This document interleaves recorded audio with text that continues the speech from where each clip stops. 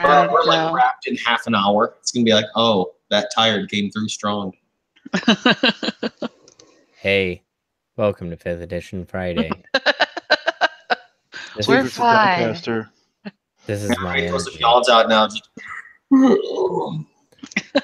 We're fine. We're all fine here. How are you? That was a really good Star Wars reference. Dumb conversation anyway. Chewie, we're gonna have company. May the 4th be with you all. Kate is she's so already over our wedding date being on May 4th. She's like, are people always going to make that reference? We are not getting married because it's Star Wars Day. I'm like, well, that's the date that we chose. Yeah, so. You do realize people are going to show up in garb. They won't, because they'll be afraid of her and my mom and her mom. I have a Darth Vader tie. It's very tasteful. I mean, that I would be totally into. That's what it'll be. People sneaking Star Wars shirts underneath their clothing, and then at the reception, like boom. Yeah. Star Wars. Rebel Alliance logo cufflinks. That would be so cool. Real subtle nods. Yeah. Maybe I'll get I don't even know what I could have, so probably nothing. I can't even come up with anything. I'll be in a wedding dress. Are you both going to wear dresses? We are. We both have our dresses, too. That's awesome. Yeah. You could wear the Imperial logo on your garter belt. Yeah, but neither one of us will do. We'll probably just both do the bouquet thing. Nobody has to know. That's what I was just thinking. I was like, I could totally have a garter belt thing. Whoa, we lost Mike. He was done with that conversation. They're not willing to play. I'm out. Yeah. It's like they're just shacking around. If we're going to talk about Maggie's wedding, I'm just going to go to bed. Fuck you guys. Oh, he's back. We'll stop talking about the wedding, Mike. We're sorry. If we're going to talk about weddings, it's going to be between Sunshine and Smatters. And That's true. You guys just need to get on board. Man. All right. Sorry. I don't know what happened there. I don't know what happened. So are we back in Duncaster? I promise that never happens, guys. It happens to everybody, Hey, the first time it happens, it's a little bit concerning. The second time, it's time to go to the Indianapolis Men's Clinic. Oh, wow. 2 times? That's all you're giving it? The low T center. Wow. The low T center. Sure. All right. Okay. Well, anyway, guys. Hello, Internet. Yeah. Hey. We're back in Duncaster. You've successfully transported through a tree. You're back in Duncaster. Gale runs off to Walton's because that's where he wanted to go. Smatters and Sunshine and Riley go off to plan the wedding, leaving you guys to do whatever it is you want to do. I think if I remember correctly, I was planning to go see Eileen at the Adventurers Guild Post. I feel like we should all go check in. Yeah, that was going to be my suggestion. To talk to her because she might know about something. There was some reason why we wanted to talk to her. How was it? Unless she knows about time travel, I'm not really sure. I think Kermit's still out there. I think it might have just been asking her about maybe that particular fruit then, or anything like that, or any sort of idea of what's going on with the robed figures from. And at some point we have to check in with Chainth because she might have answers to the robed figures and stuff. And we told her we'd come back. Yeah, she's definitely somebody we want to talk to as well. So yeah, basically about the robed figures, it sounds like. Yeah, I'm real worried about the soul fruit. I would like to find somebody. I think we know that Gale has more of that fruit, right? Yeah, he went to get some. Yeah. What the fuck is a soul fruit? What happened was Gale climbed that tree, and there was cool fruit at the top, and he was like, "Yay!" And he took enough for each of us to have one, and then he brought it back, but he only showed us one. And then somebody fucking ate it, and it was like a puff of air. And the problem with that is that, as it turns out, all of those masked figures disappeared and left their robes and their masks. But as we found out that they were actually citizens, and we don't know where they went, like where they are. And I think that their fucking souls are in that fruit that poofs into Did they nothing. do a V for Vendetta kind of thing where somebody just FedExed out a bunch of robes and masks? Or what the fuck? How did they get the robes and the masks? I mean, probably from their evil dragon lord. So if you remember, I think it was Armstrong that told you once he became a goodie, that the woman, her elegance, that you ran across a couple times but never approached. Battled. Oh yeah, we gotta find her. So he confirmed that she was actually the one that made those beings. Because she knows Ducath, right? Yes, she did at one point. Yeah, Used to back could. when I was a younger man, or a younger furbolg. Okay, so we need to check in with Eileen. I don't know. Eileen. We need to talk to Chainth. We need to at some point figure out this her elegance thing, I think, because I think Ducath would like to try and save her. Yes. Isn't she evil as fuck though? Well, she was tricked by the dragon.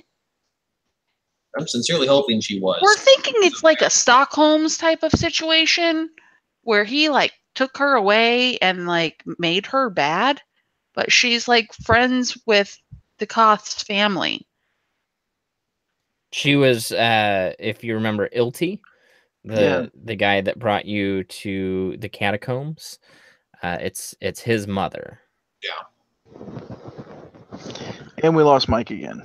Oh, But we were on task this time. We were on task. Now he's just really driving the point home and wants to make us know that, hey, we need to get our shit together. He's not playing with us. Sidebar, since he's not here, is that Starry Night above Hogwarts behind you?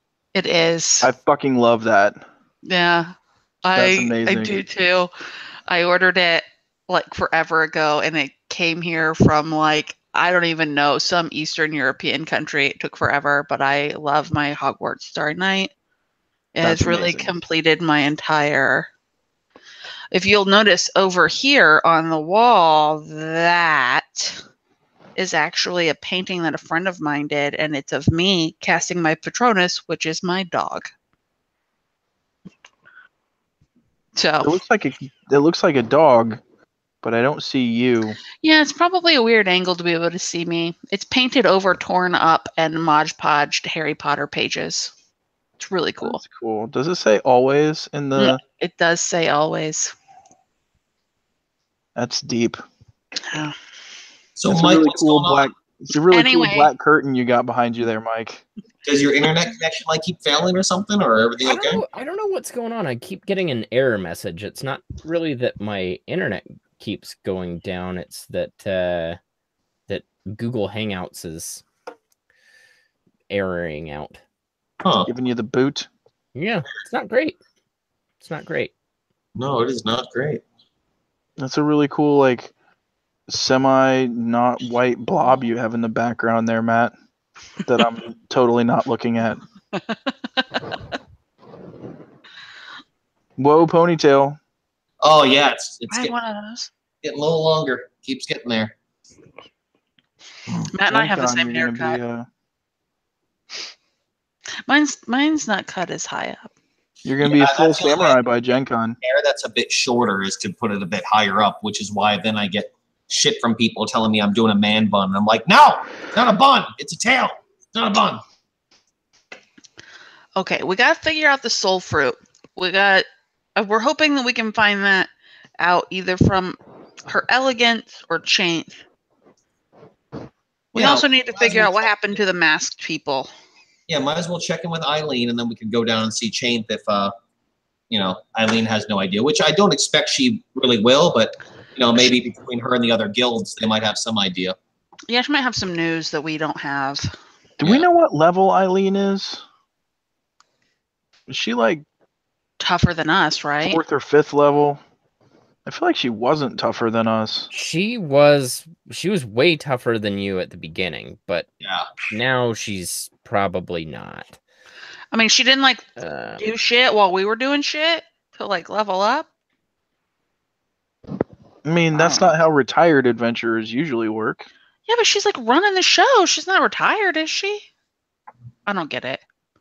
Maybe I'm wrong. I mean, she is still adventuring. She's just leaving the post. Okay. She's probably definitely smarter than us. Yeah, I mean, she doesn't take much. She's a challenge rating 3. So what's my challenge rating? It's your level. I don't understand. It's just my level. Yeah. So I'm a challenge rating 13. If you're not a player character, you don't have a level. You have a challenge rating. And that's equivalent to a level, though. But when you're doing the whole, I can shapeshift into anything that's my level or lower. I just go with whatever my number is. Right. Huh. You learn something every day. I'm really tough then. That's all I'm saying. We're way past her. I don't know what a challenge rating 13 creature is. Yeah, but it's not really a 1-for-1 though, because when you really do the math that they set out for challenge ratings, challenge rating 3 should be a balanced encounter for 4 third level characters.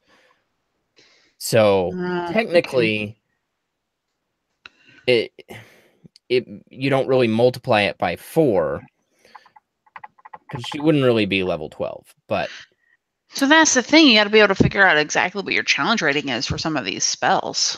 So then she's not level 3. She's not level 12. We are stronger than she is, but it's not like she's some weakling. Then I mean, she is definitely not a weakling. Or it would have taken all of us to thoroughly kick her ass. It sounds like she's that good. Or when we were level 3 or whatever. Could I kill her all by myself? That's the question. Yes. Yeah, her hit points now are probably enough to where you'd be and I hit her with the hammer and she exploded. And that's just over. And just to give you an idea, a full vampire, regular vampire, is CR 13. I have one of those in my campaign. It's gonna happen, and it's gonna be amazing. Sorry. What was for example Ignilta? What was his challenge rating if he had a challenge rating assigned to him? A billion, wasn't he a Tarask? It was 22, maybe. I'll tell you right now.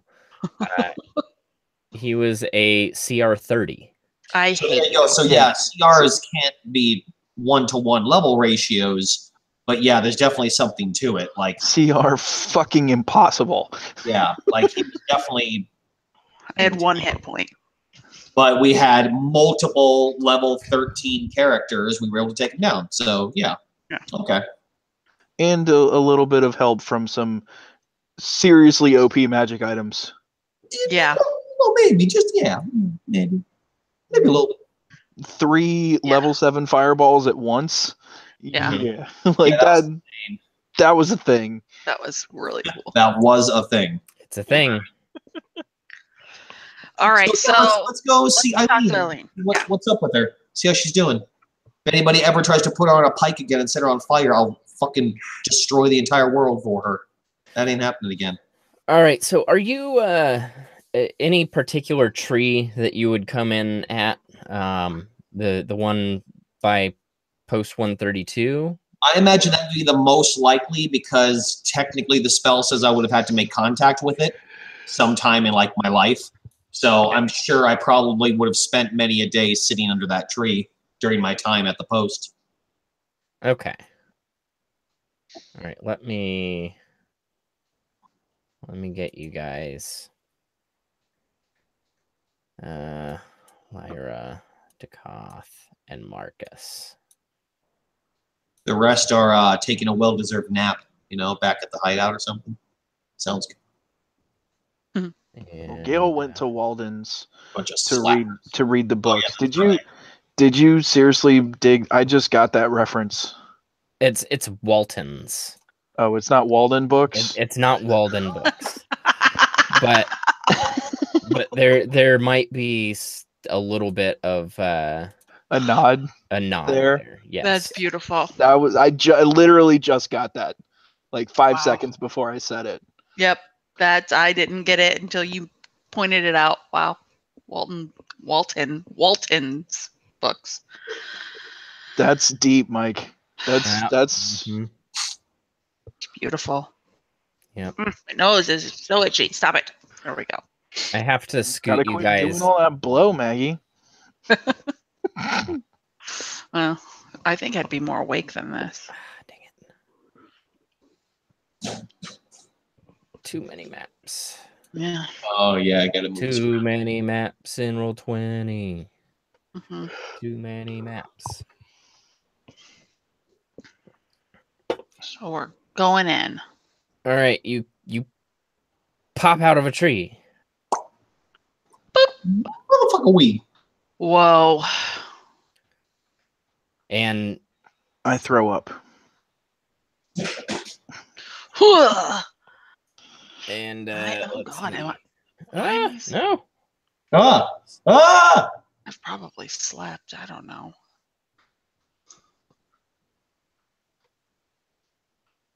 All right.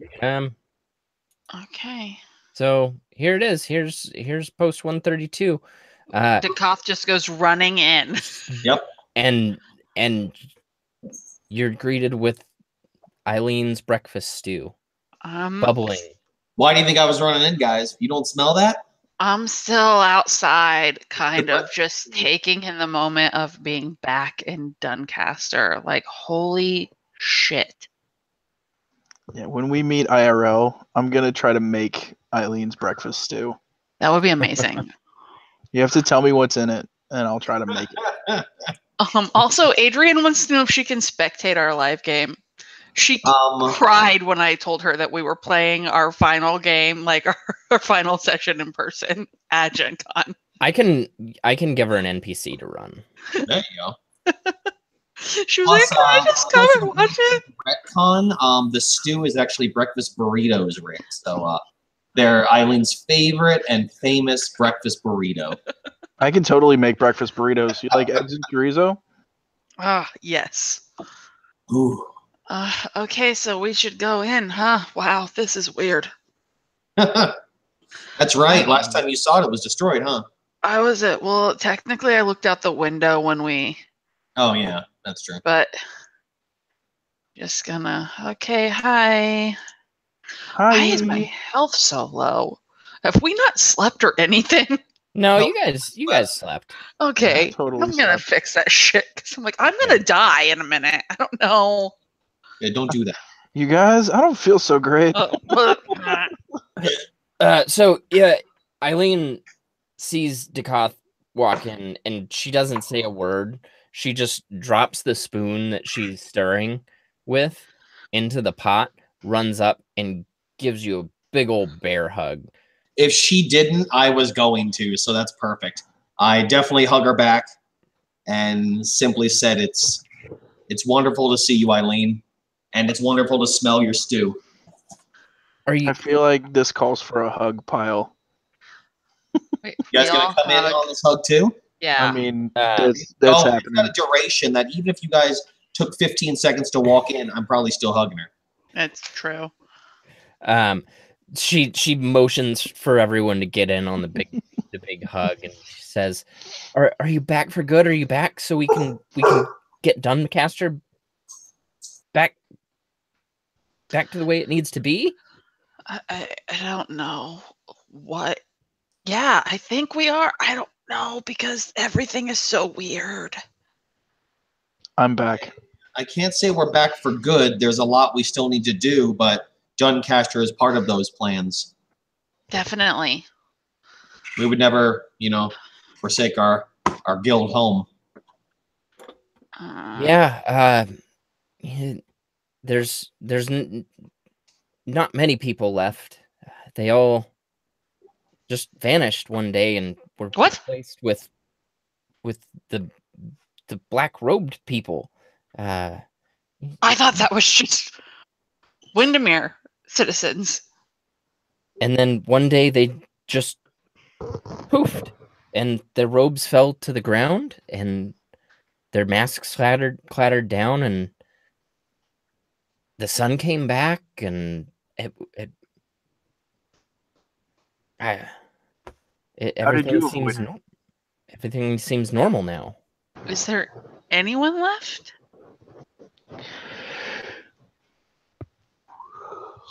There's some people left. I'd say we probably lost 150 people. There's like 500 people in this town. I think I just looked at the thing the other day. There's like 500 people in Duncaster. Yeah, let's see. That's a good portion. Where is that info? I know I have that info. I'll be curious once we're ready if she knows anything beyond that, like anything about the robed figures, anything about what happened, where they went, anything like that. As long as we've got her ear. Let's see. Okay. So Duncaster had 500 people.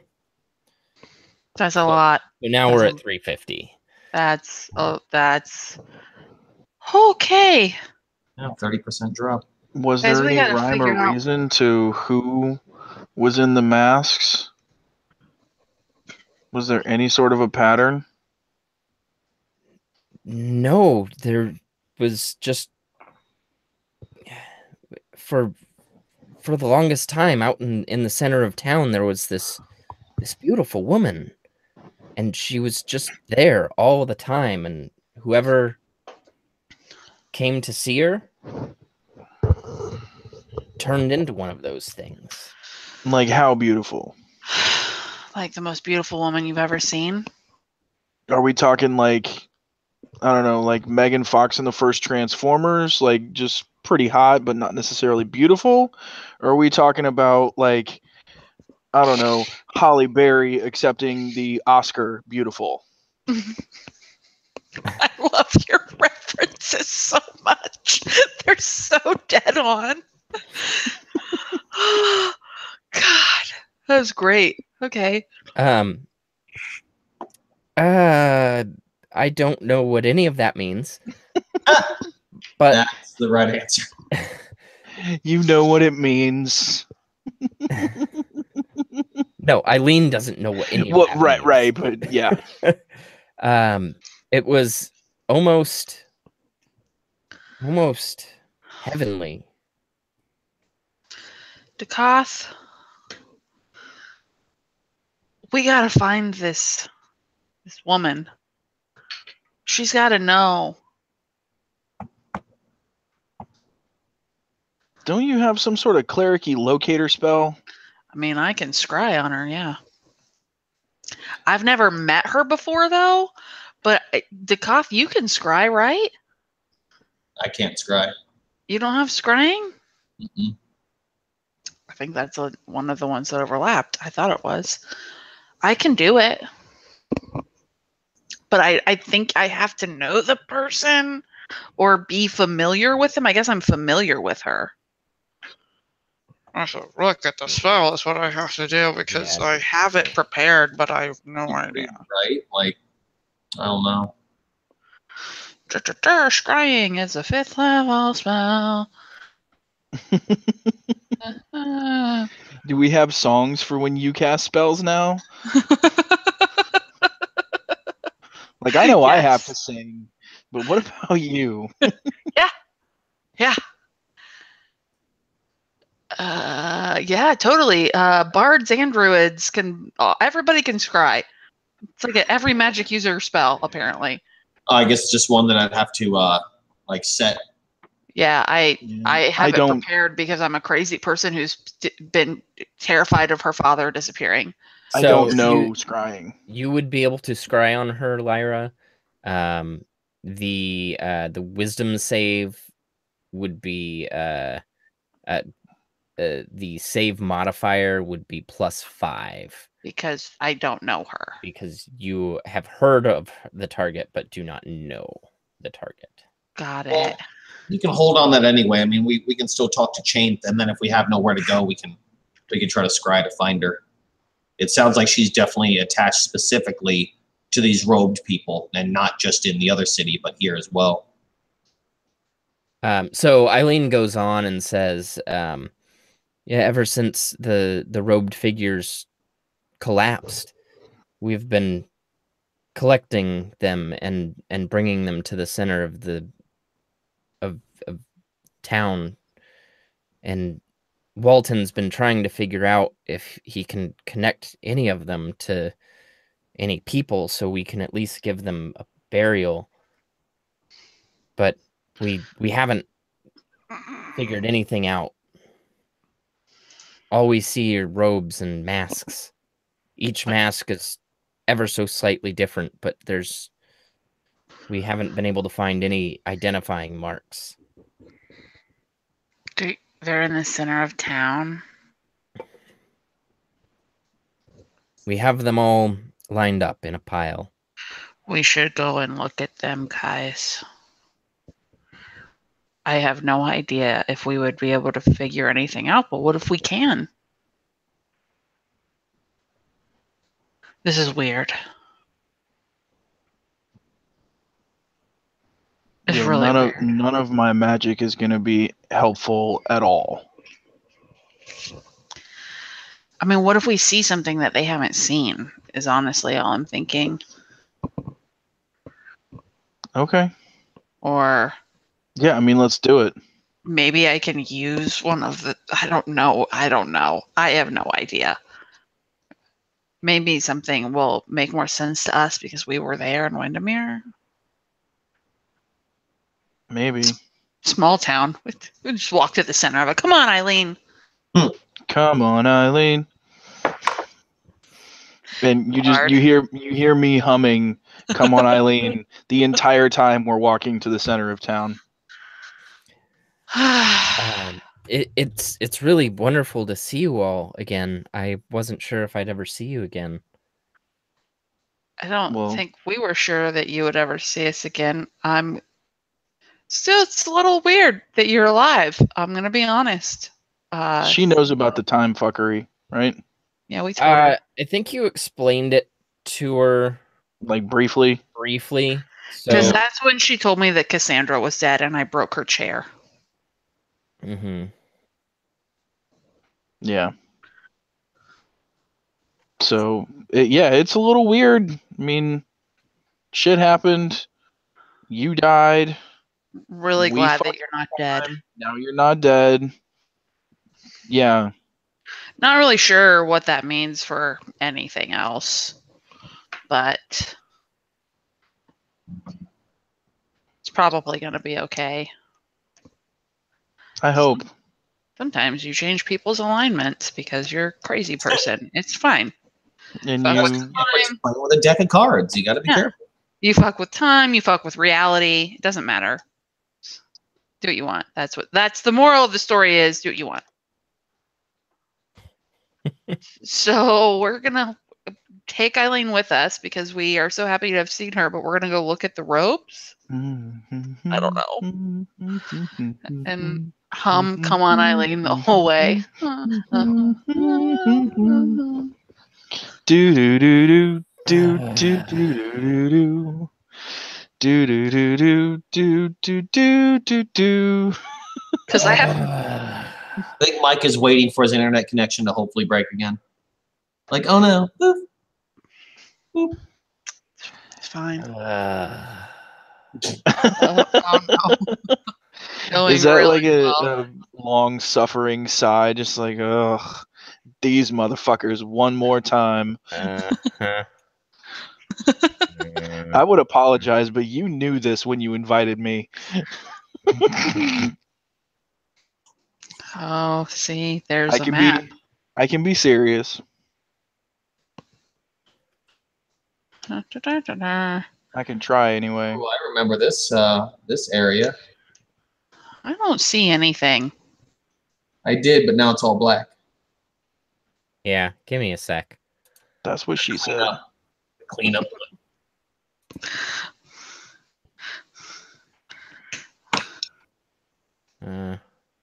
Trying to find something. Not working.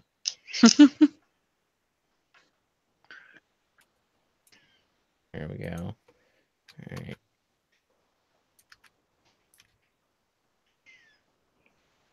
Did we decide we're doing the live game on Thursday at Gen Con? I don't think we came up with a date. Yeah, I don't recall But that. I think Thursday night would be ideal. Okay. I just Are we- am gonna try to put together all my wish list and consider deeply paying money to go see Critical Role live, but not sure if I want to spend money on it or not. So just go back and forth on that for a while tomorrow. Was it good last year when you went? Yeah, I mean, I really liked it. It was a lot of fun. It was insane. This year they went with Ticketmaster instead of Eventbrite, which I'm grateful for because you can reserve your seats and you don't have to stand in that crazy ass line. Fuck, Jesus. That was scarier than I wanted it to be. But it's also not cheap, so I'm going back and forth on it. If you like Patrick Rothfuss, an evening with Pat Rothfuss is free, and it was a blast last year. Oh, that's going to be on my list. I don't even know what it is, but yes, if you like Patrick Rothfuss. It's just like him telling stories for an hour. It was super fun. I'll be there. That sounds amazing. It was super fun. He sang a song. I was actually introduced to him through Critical Role, though. I did not know him until he guests on there. And then he wrote a letter to one of the characters that made me cry. And I was like, well, I have to read his books. And it did. There's a big pile of robes in the middle of town. Yeah, it frightened me. I'm going to be honest with you. There's also dead bodies. Eileen just got a lot smaller. What the fuck? She learned some new things. She learned enlarge reduce. Okay. Maybe that could help. Maybe that could help you out instead of going to men's clinic. Yeah. So you arrive at the town center, and there is just a pile of the robes and masks around the center statue of the embodiment of Palor's warrior. And there are several citizens just mulling about town. Some are still searching through the robes, digging through and just looking at things. There's some people just kind of crying inconsolably as they're trying to find their loved ones. Yeah, are there legitimately dead bodies also in this pile?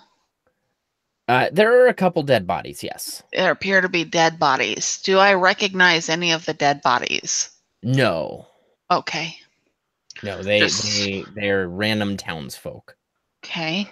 From so the town still did get under siege, but it wasn't as brutal as before. Yeah. Okay, so I'm gonna kind of squat down. I'm gonna use my mace to kind of like move things around, look like maybe pick up a robe, and I don't know. I'm gonna try and dig through these things and see if I can discern anything about them. Like, she said there were slight differences. Am I seeing that? Go ahead and roll investigation. Okay, somebody smarter should have asked that question. I imagine I'm investigating too, so I'll roll investigation along with you. Don't know Son of a exactly what I'm looking bitch. for, but something. Yeah, you're all welcome to roll investigate as Oh, you thank are looking. God.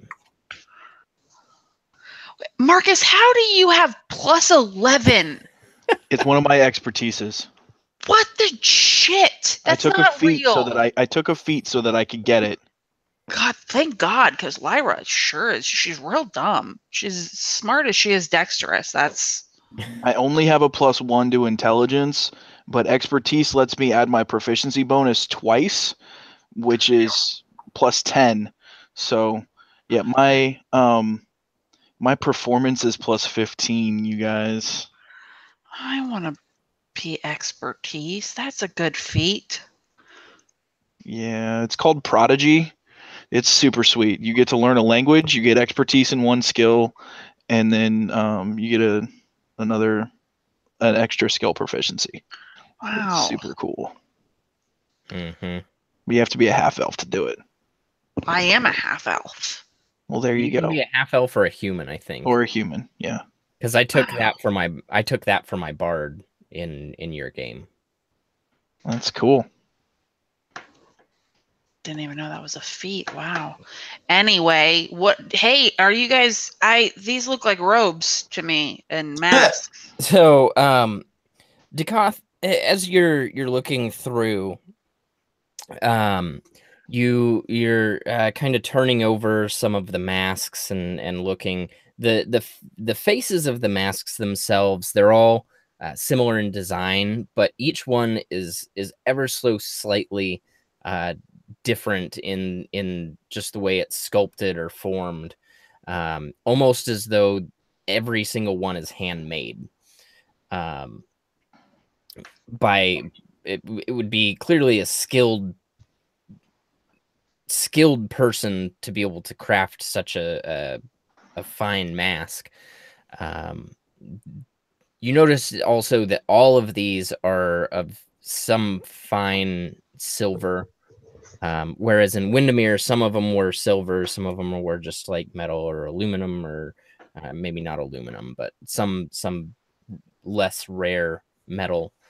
Some were even wood. These all seem to be metal, of the silver variety. And Marcus, as you are also turning through, you see on the edge of the masks, like right around like the edge that would go onto the face, should there have been faces, there is very, very, very, very, very, very tiny writing, like etchings. But it's so small that you, without like a magnifying glass, you can't really read it, but it's very clear that it's some form of language etched into the edges. So I'm probably going to have to make some sort of like wisdom save, but I'm gonna do this anyway. Oh no. I want to cast True Seeing.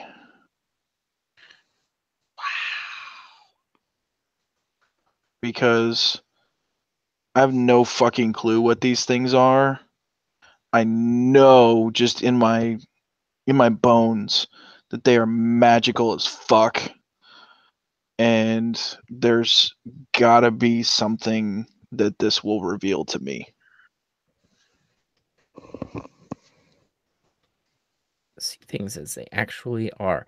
Okay, so what you can see into the ethereal plane. Okay, so describe to me what you're doing as you cast this. Like, how do you handle the? So I'm gonna pick up one of the masks in one hand and pick up a robe in the other, and sort of drape the robe such that the mask is in the spot where the face would be. Mm-hmm. close my eyes, and just concentrate on the essence of the people that had formerly embodied these robes. And if they're here still, if they're on the ethereal plane, if they've passed to the underworld, there would be some trace of magic that had empowered them, and also just some sort of idea about maybe an aura or something that would point us in the right direction to figure out how to restore, or if it's possible to restore these poor souls to their previous state.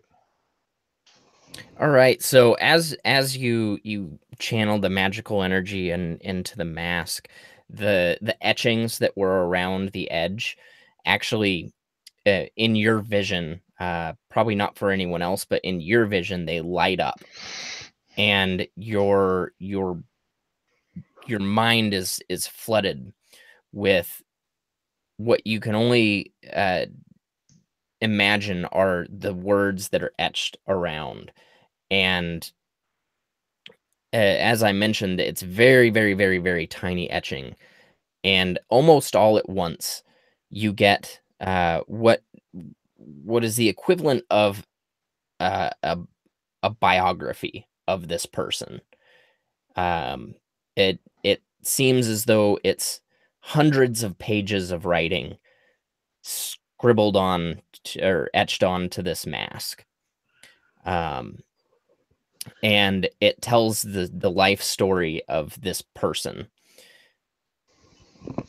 And then at the very end, it says, "Her soul is my fruit."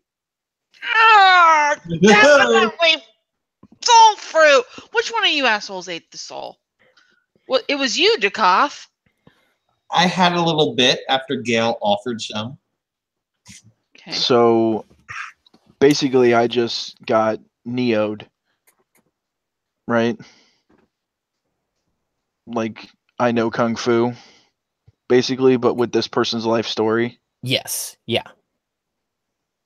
So, And so the life story of this person was pretty sad to begin with. She was really abandoned early on, and was taken in by a really, really beautiful soul, Cassandra White. Oh, jeez. You're a dick. I am not. he's totally using your backstory. That means he cares. And ever since she was brought in, she found herself as a courtesan, really. But she found a lot of value and a lot of satisfaction from living that life. It would obviously be quite a bit longer, but yeah, no, we get it. When I was on the boat, when I was aboard the Nilano, Master Caldrus had showed me the funeral rites for the god of the sea. And while we don't have a whole lot of water here, I know that this person can never come back from this. Well, we have their souls in the form of fruit. So we might be able to. Okay. Or we know where their souls are. Or we have some souls in the form of fruit. I think it's just as long as the Koth hasn't eaten any more of them. No, I haven't. Where was this tree? It was in Windermere. it was the giant tree in Windermere. Yeah. It was literally like the branches were full of these fruit. Okay. Because what I was gonna try next probably isn't gonna work then. What were you gonna try? Well, I was going to use use one of my spells I don't. that was a gust of wind, and I was going to attempt to take the silver and the robe and burn them to ashes, and then use the gust of wind and some of the water from the well in the middle of town to commit them to the wind and the sea Oh, and free their spirit from the bindings of this enchantment so that they could then be resurrected. But I don't think that's going to work. Yeah, and for the sheer numbers you're talking too. Like, geez. I mean, 150 people. there's so many more in Windermere. Yeah, that's literally just this town. And Windermere seems to have been struck much heavier. Yeah, it's like everyone there, right? Other than pretty much the Brotherhood. Yeah, Windermere was a city of 140,000, and you would be surprised if there were 1,000 people. Yeah, I think we still end up talking to Chanthan at this rate, and just hope to hell. Can I? Yeah. Gale gave us that fruit, right? He did finally, like he went back to share with us. So yeah, I think he. So can I like pull it out? But. Yeah. I don't really know what I'm doing, but I'm just kind of holding it and like looking at. And by the way, Marcus, have you told me that this is like my godmother? Or are you keeping that to yourself? No.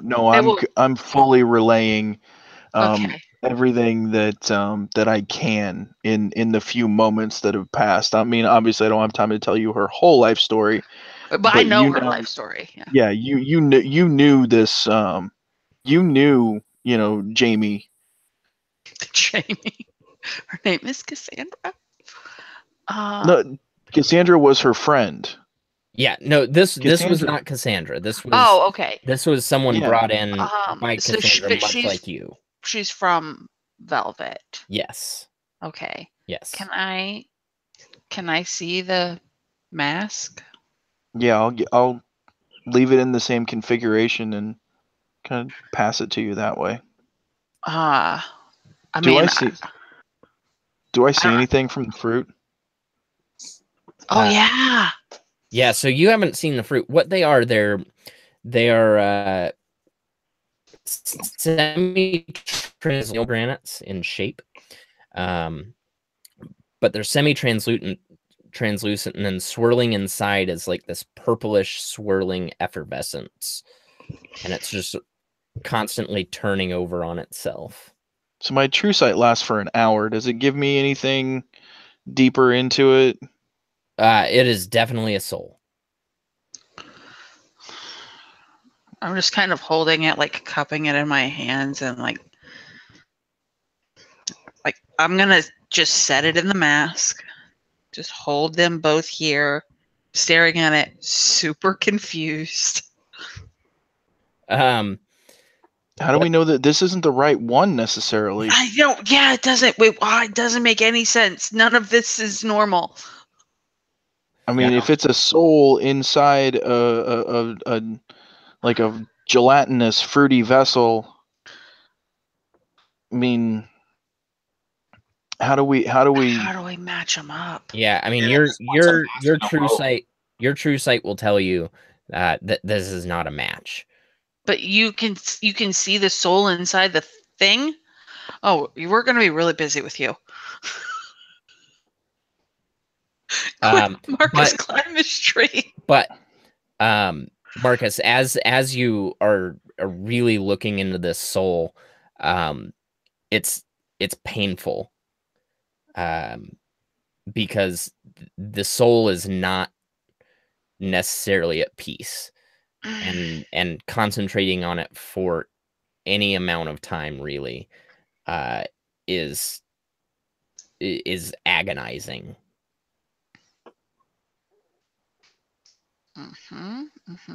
I don't feel so good, you guys.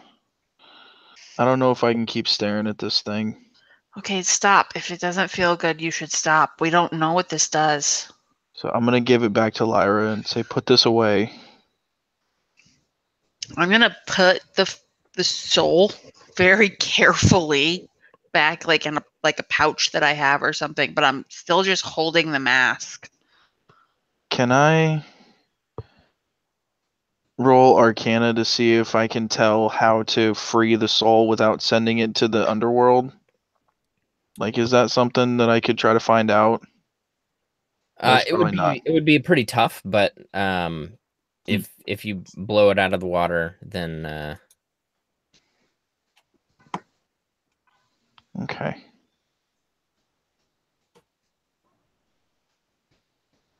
Damn. Yeah, I mean, 28's pretty darn good.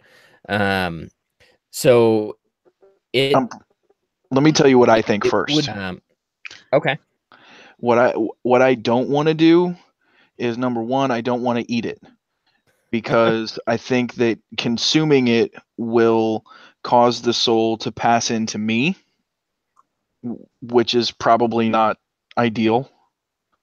I also don't want to just smash it, because then we have a vessel-less soul that will not be able to withstand sunlight and will probably just pass on to the underworld.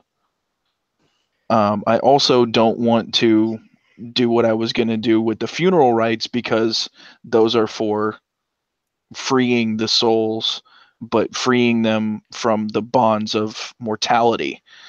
And so I'm sort of at a loss for where do we go from here? Yeah. So you feel pretty confident that there is a way to bind the soul back to this material plane.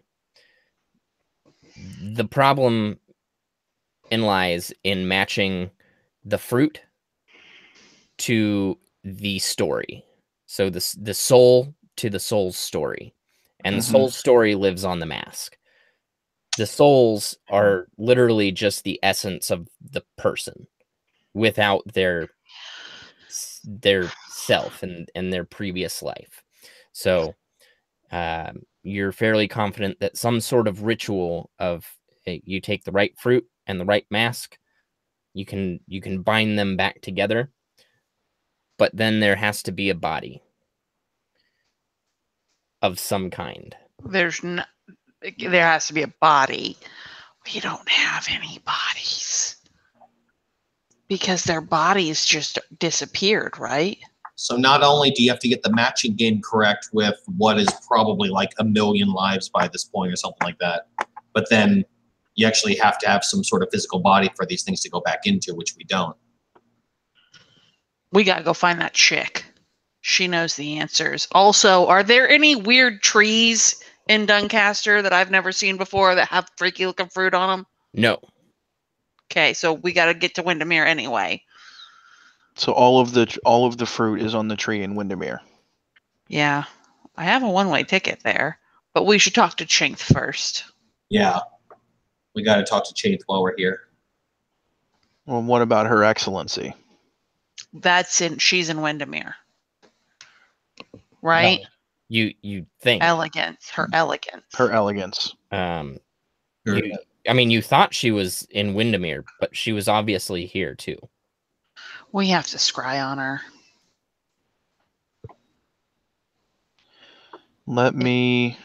I can do it. I have it. It's just she's gonna have a +5 to her wisdom save. Dekoth could do it, and she probably would not have. It looks like it's like he's probably familiar with her, so it would be even like maybe a -5. But at least would not be +5.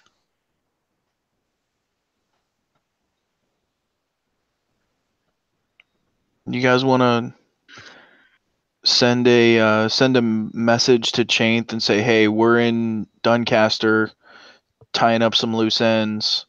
We'll be there in a couple days, and then we can rest, and Dakoth can do the scrying spell tomorrow after he switches out his spells. Yeah, I mean, what if Chainth knows something about this, though? We're right Yeah, here. I personally don't think it's worth scrying until we talk to Chainth. She may have knowledge that makes anything else kind of. We could go out there, crash at the dragon cave, talk to her, Yeah, crash at the dragon cave. He could scry, and then we could just bust over with the gate ring. And I can teleportation circle us to Chainth, can't I? I think I know a Stargate to get there. Yeah, she created one. Yeah. Please forever call it Stargate. That's Thank what you. it is. It's the Stargate Oh. spell. I mean, totally. The Stargate spell. I mean, is that not what it is? It's the fucking Stargate. Sure. All right. So I'm going to cast the Stargate. And we're going to Chainth. It's Raicha. Later. Eileen bids her farewell and implores you to come back. Eileen, and help. We will return. You can come with us if you want. Chainth is a super dope bitch. You will love her. Ugh. I have much to do in town. We'll be back. I help run the soup kitchen. Oh, man. Person. Eileen, you're the best. I'm so glad you're not dead. You should cast Hero's Feast before we leave. Yeah. Here you guys go. Poof. I'll poof everyone at Hero's Feast. It only feeds like 12 people, though. So that seems mean. Still. You could soup kitchen a Hero's Feast. Like, it doesn't have to necessarily give them all the benefits, but it could, like, totally help the village. Oh, wow. Or do you have create food and water? I do. I actually think I do have that. I could make some food for her. Here you go, Eileen. It's like 40 pounds of food and 30 gallons of water or something like that. It's crazy. Yeah, I'm pretty sure I actually have that prepared. So, sure, I'm going to make some food for Eileen. Here, I'm just going to bloop, bloop, bloop. I mean, how does that even, does it just like appear? Can it be like I have like a Whole Foods grocery bag that I just keep pulling food out of and handing to her? Sure, you have a Whole Foods bag. Like one of the big canvas ones. Yeah. Yeah, you create 45 pounds of food and 30 gallons of water. This costs $3,000 at Whole Foods. Yeah, no shit. And then we're just gonna floop into the thing and go see Chainth. Stargate. Yeah. What up, Chainth? What's the dealio? Welcome back. What have you found? There's a thing. I'm gonna get out the fruit. This crazy lady called Her Eminence? Elegance. Elegance. I was close. Elegance. Her Elegance. And she created all of these mask and robe combos, and then all of their souls popped into this big ass tree in Windermere. And now we gotta like memory game them back together. But if we fuck it up once, like it's not just like the normal game where the cards turn back over. Like we gotta do all of it right the first time. What the fuck? Yeah, I'm gonna hand her the mask and the fruit. These aren't a match, but we have these things. Visual aids A, B, and F for fruit. It's truly a blessing you found these. It is? Well, otherwise, what hope would there have been to bring the country back? It seems like it wouldn't be that much lower of hope, given that we have no idea what to do with these. Do you know how to put Humpty Dumpty back together again 130,000 times? So she takes the fruit and holds it in two hands right in front of her, and in her angelic form she bows her head and presses the fruit ever so gently towards her forehead as she closes her eyes, and you hear her murmur a couple words, and then she's back really quickly, and almost winces in an apparent pain, and she says, "These souls, they're tortured. They're living without themselves, their essence. Their essence is here, but their stories, they don't have that." We'll hand They're her a in the mask. masks. And Careful, that's my friend. the bodies, they're here, but they're far, far away. They're here, but they're far, far away. What does that mean? They're on the planet. They're here. They're Okay. but they're somewhere that has not been traveled in centuries. Oh no. Somewhere that not been traveled in centuries. This sounds terrible. We're off the map, right? Well, at least she knows where they are, it sounds like. That's better than before, where we thought there were no more physical bodies for them. Do you have like a direction? But as I said, it's truly a blessing that these fruits are even here. Magic like this is not meant to be reversed. Where did you find the where did you find the fruit? A big ass tree in the middle of Windermere. And is it a tree that's always been there, or what? Motherfucker just came up out of the middle of. He grew it. He grew it. It was Duncaster. Do you want to explain that one? No.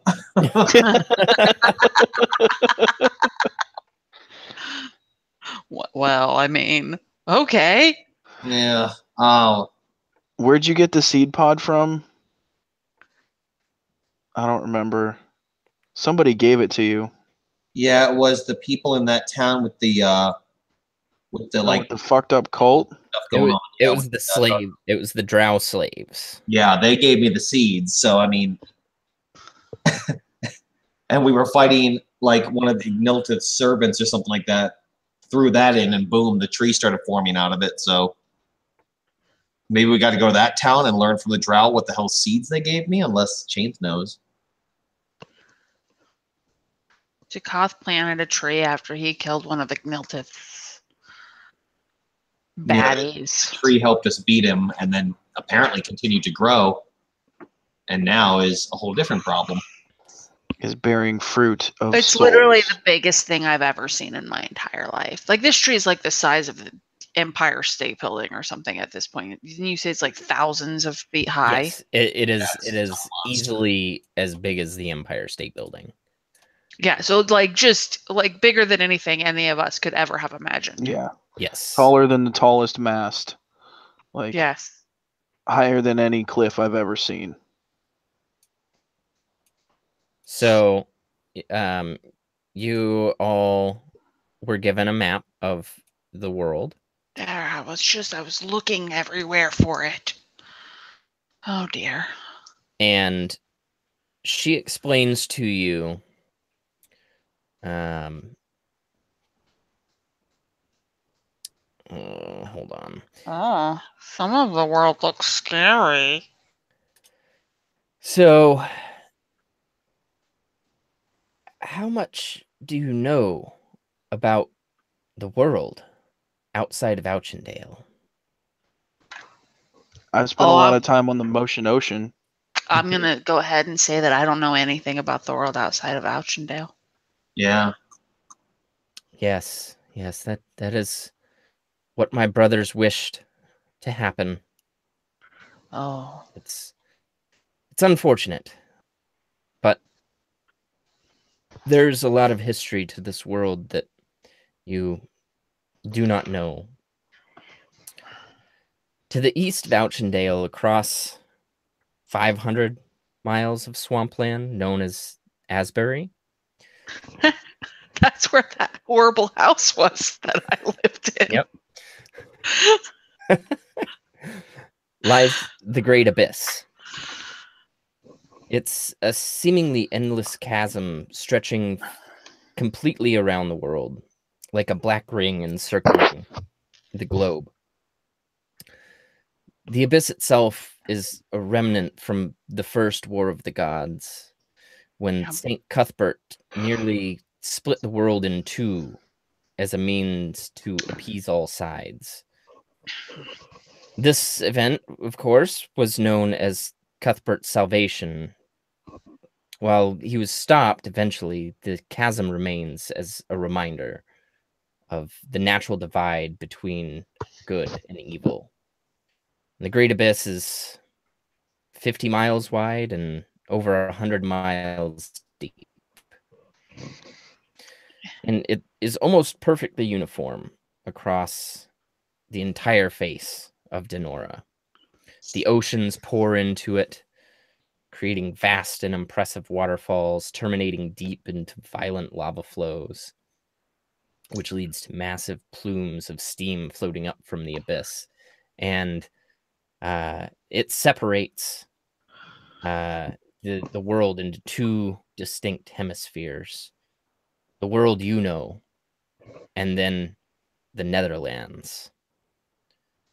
It's home to all sorts of foul beasts, demons, and monsters, and it's Pretty tulips. yes. Sorry. It's where many of the dragons had escaped to before being slaughtered by my brothers. But across the abyss, that's where the bodies are. Great. It seems as though there was a plan to create an undead army. Oh. That dirty bitch. Ay.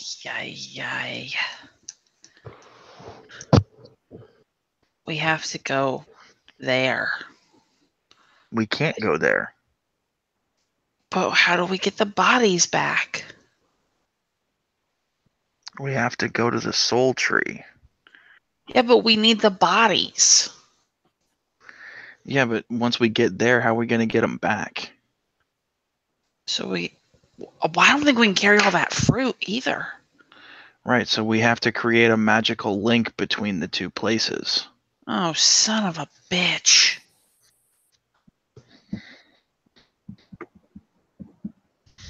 So, just a quick a quick note here. This is the type of stuff that you might want to explore during that year of how are you going to position yourself in a way to tackle this, because we're obviously not going to tackle that tonight. No. Yeah, I was gonna say, I'm like, this has an air about it, like either it would go on for a while or we're not meant to. So Yeah, this is a bigger problem than we can solve today. So it's a problem that's going to take time, no matter what, and it's a problem that will probably take a lot of research, a lot of hard work, And as I alluded to, nothing is out of the question I do over the year. So if it's building an airship, if it's creating a magical portal, if it's cataloging all of the fruit and masks, if it's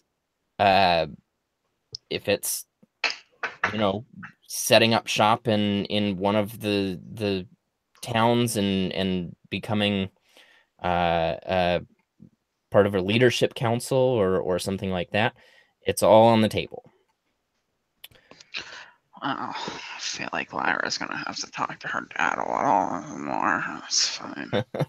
And I feel like that Marcus would take a deeper look into the sorcery way of doing things and figure out some sort of sympathy or something to create a ritual that would magically bind the two places together, and then maybe work with Lyra being a life cleric to try and Oh, Lyra's going to spend every single day. She is going. I don't know how. The only thing I can even really think of is divine intervention to create some kind of a link between the two.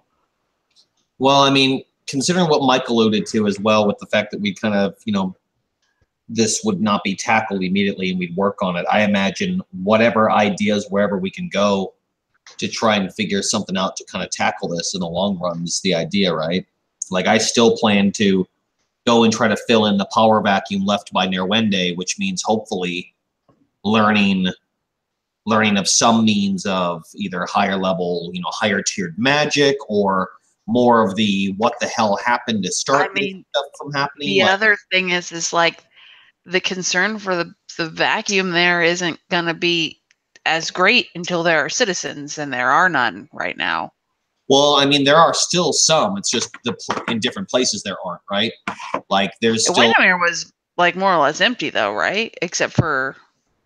Yeah, so again, it was a city of 140,000 people, and now they'd be lucky to have about 1,000. Yeah, but what was Nerwende over? Like, wasn't it also a bunch of the stuff in the Forlothan Forest too? Yeah, so Nerwende was in Egrindon. Yeah, there we go. And Egrindon is a city of, or was a city of about 12,001. So considerably smaller. Yeah. But you hear reports from all across Auchendale that every city has suffered a similar fate. Yeah. But none hit quite as hard as Windermere. Yeah, sounds like, I mean, if we use Duncaster as an example, it sounds like most towns probably took a 30% hit.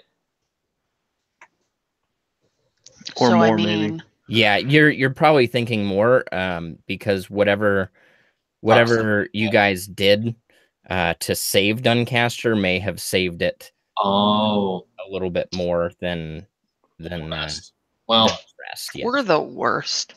Well, I'd still imagine that's pretty much what I'd be doing, as time goes on. And now this will give me more of a reason to try to see if I can learn anything that might help with this situation. But yeah, I mean, we're not solving it now. That's not. Yeah. So, I mean, Marcus, what I'm thinking too is I can also take True Seeing. And for a long ass time, you and I just spend a lot of time with some fruit and some masks trying to match things up.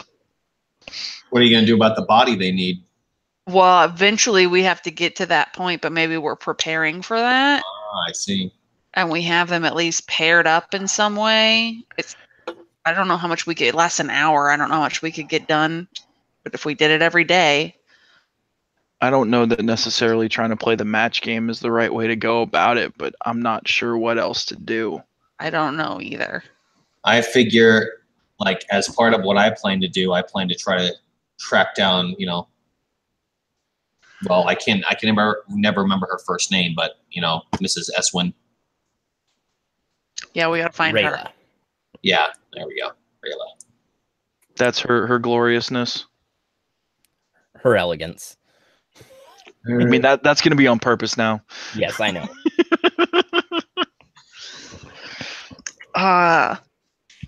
And don't forget, you still also have Kermit. Yeah. Looming above, so you can also work that out too.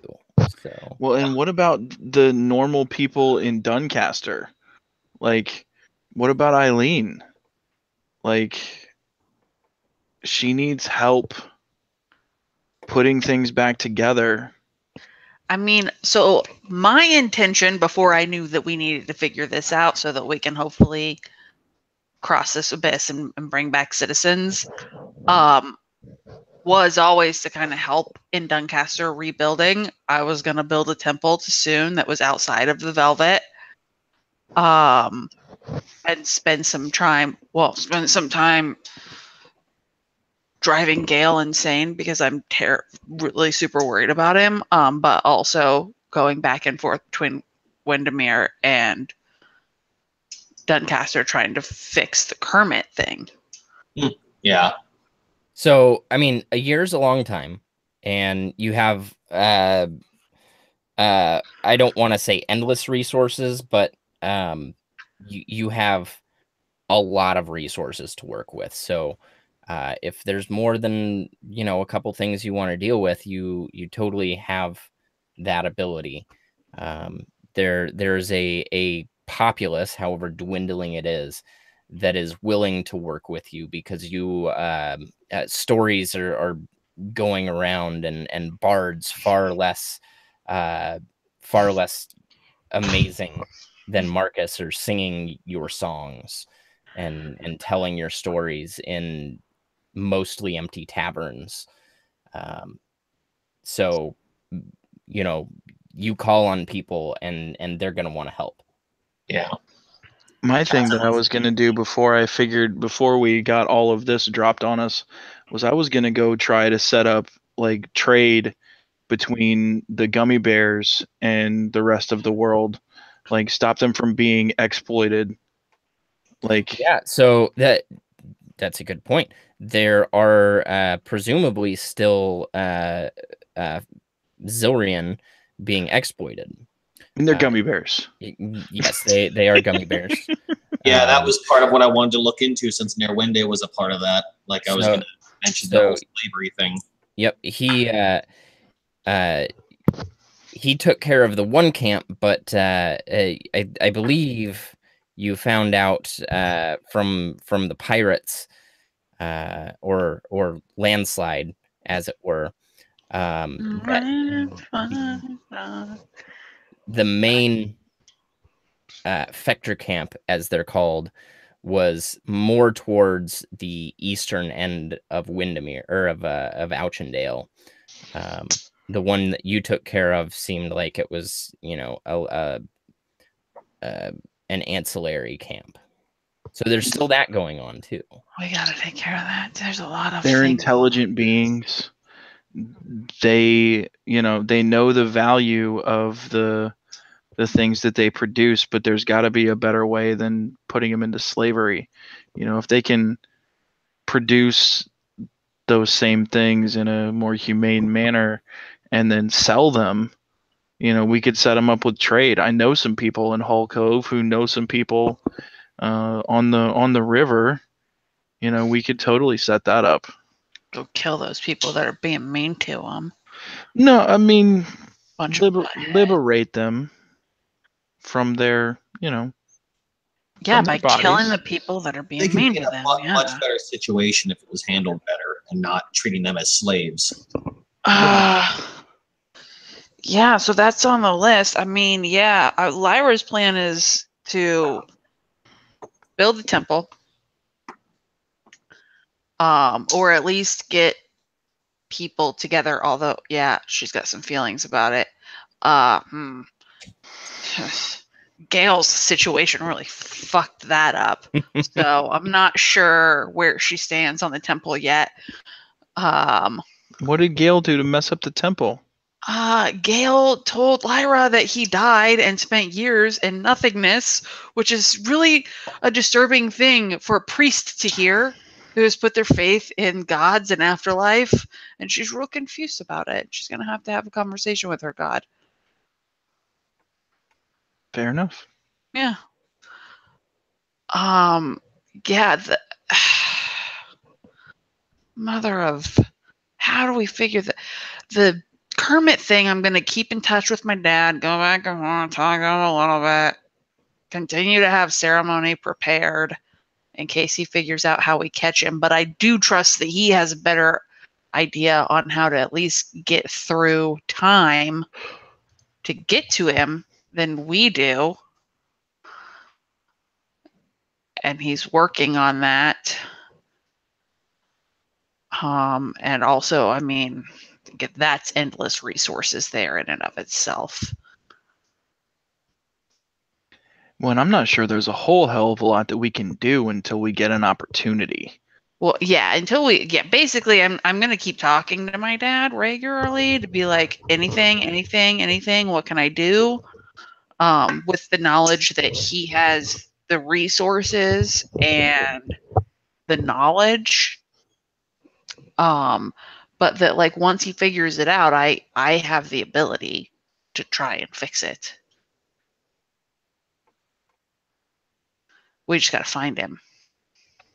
We've also got access to a wish. What? You have a wish spell? What? I can give up my necklace and take care of Kermit. That seems like a big sacrifice, Marcus.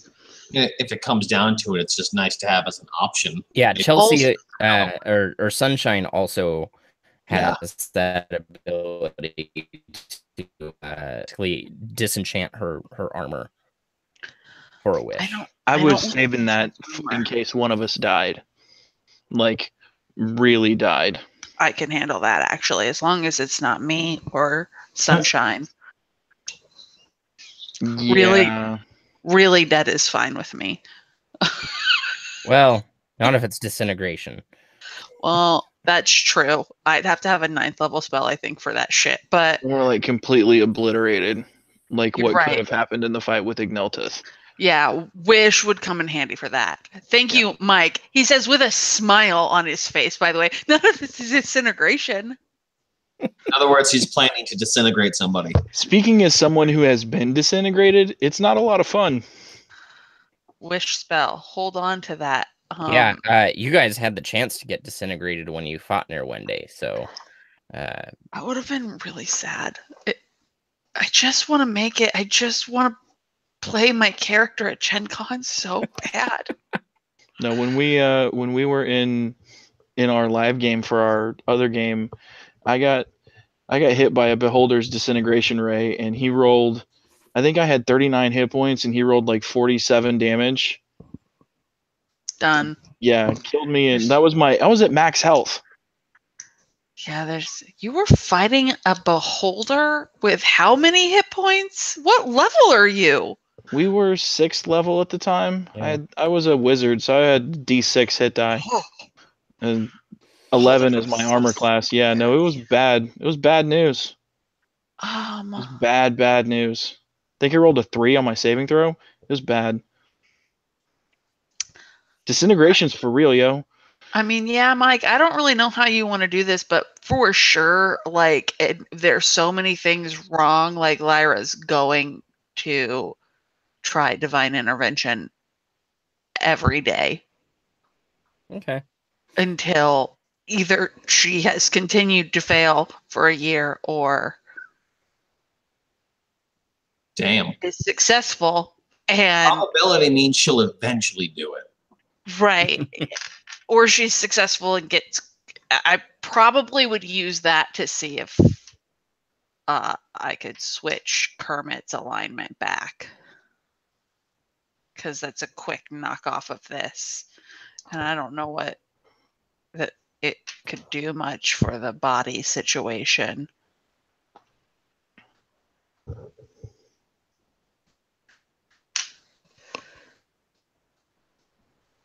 I don't know. I mean, we don't think that just destroying the tree is going to do anything. I think it'll just end all those souls, I would imagine. You think that's a bad idea, a very bad idea.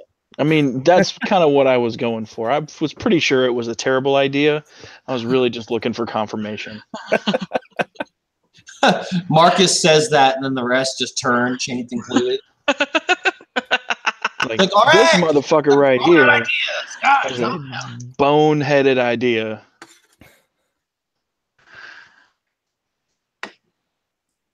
oh, goodness. It's Yeah. not just a sin, it's a felony, so we have to keep track. So Chainth explains to you that her and her son will be heading to Windermere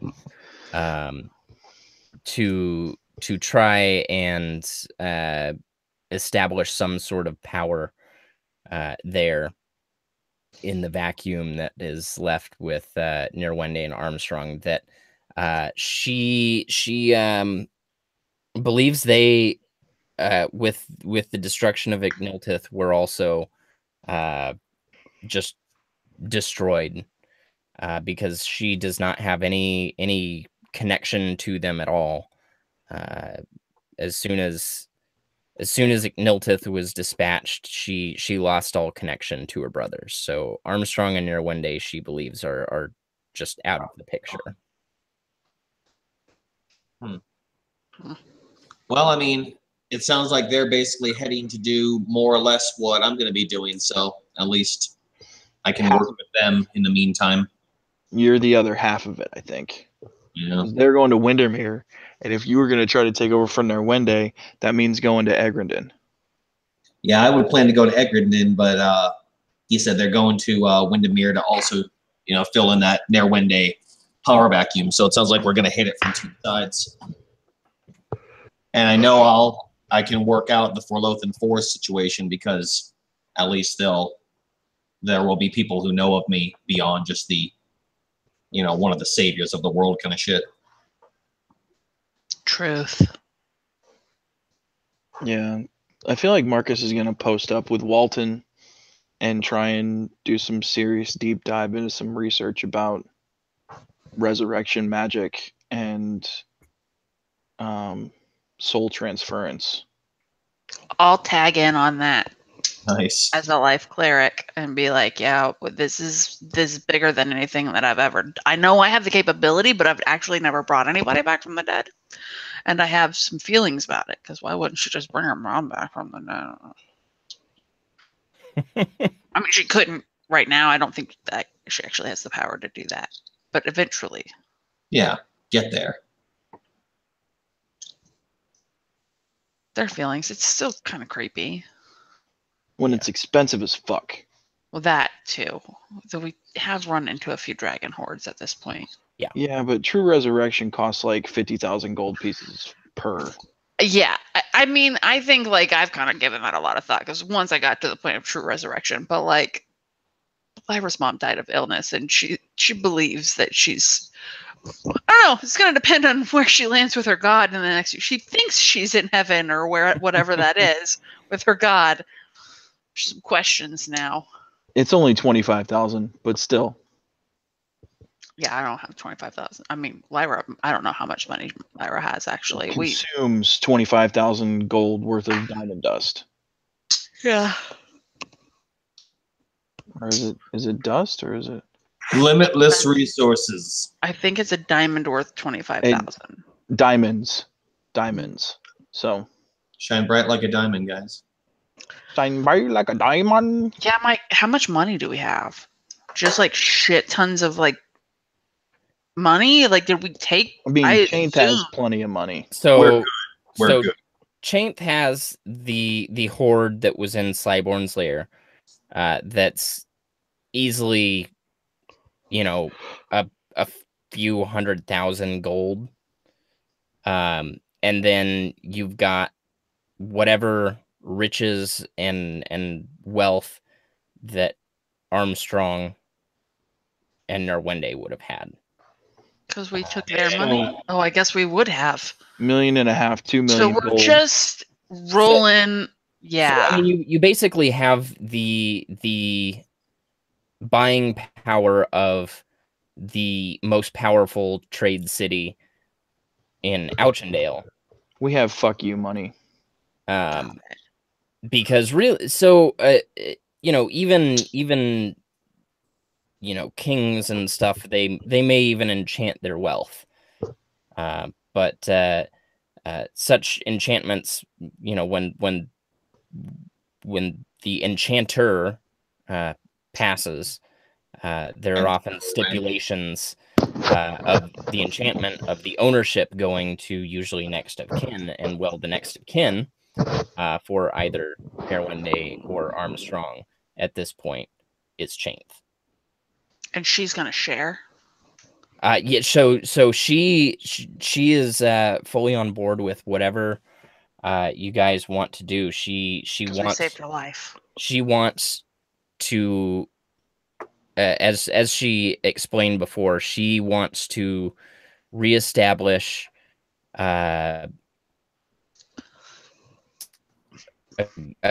humankind and dragonkind eventually. Yeah, I have a question about that, Chainth. Are there any other dragons trapped in stones, or are you the only dragon that's left now? Earner boy.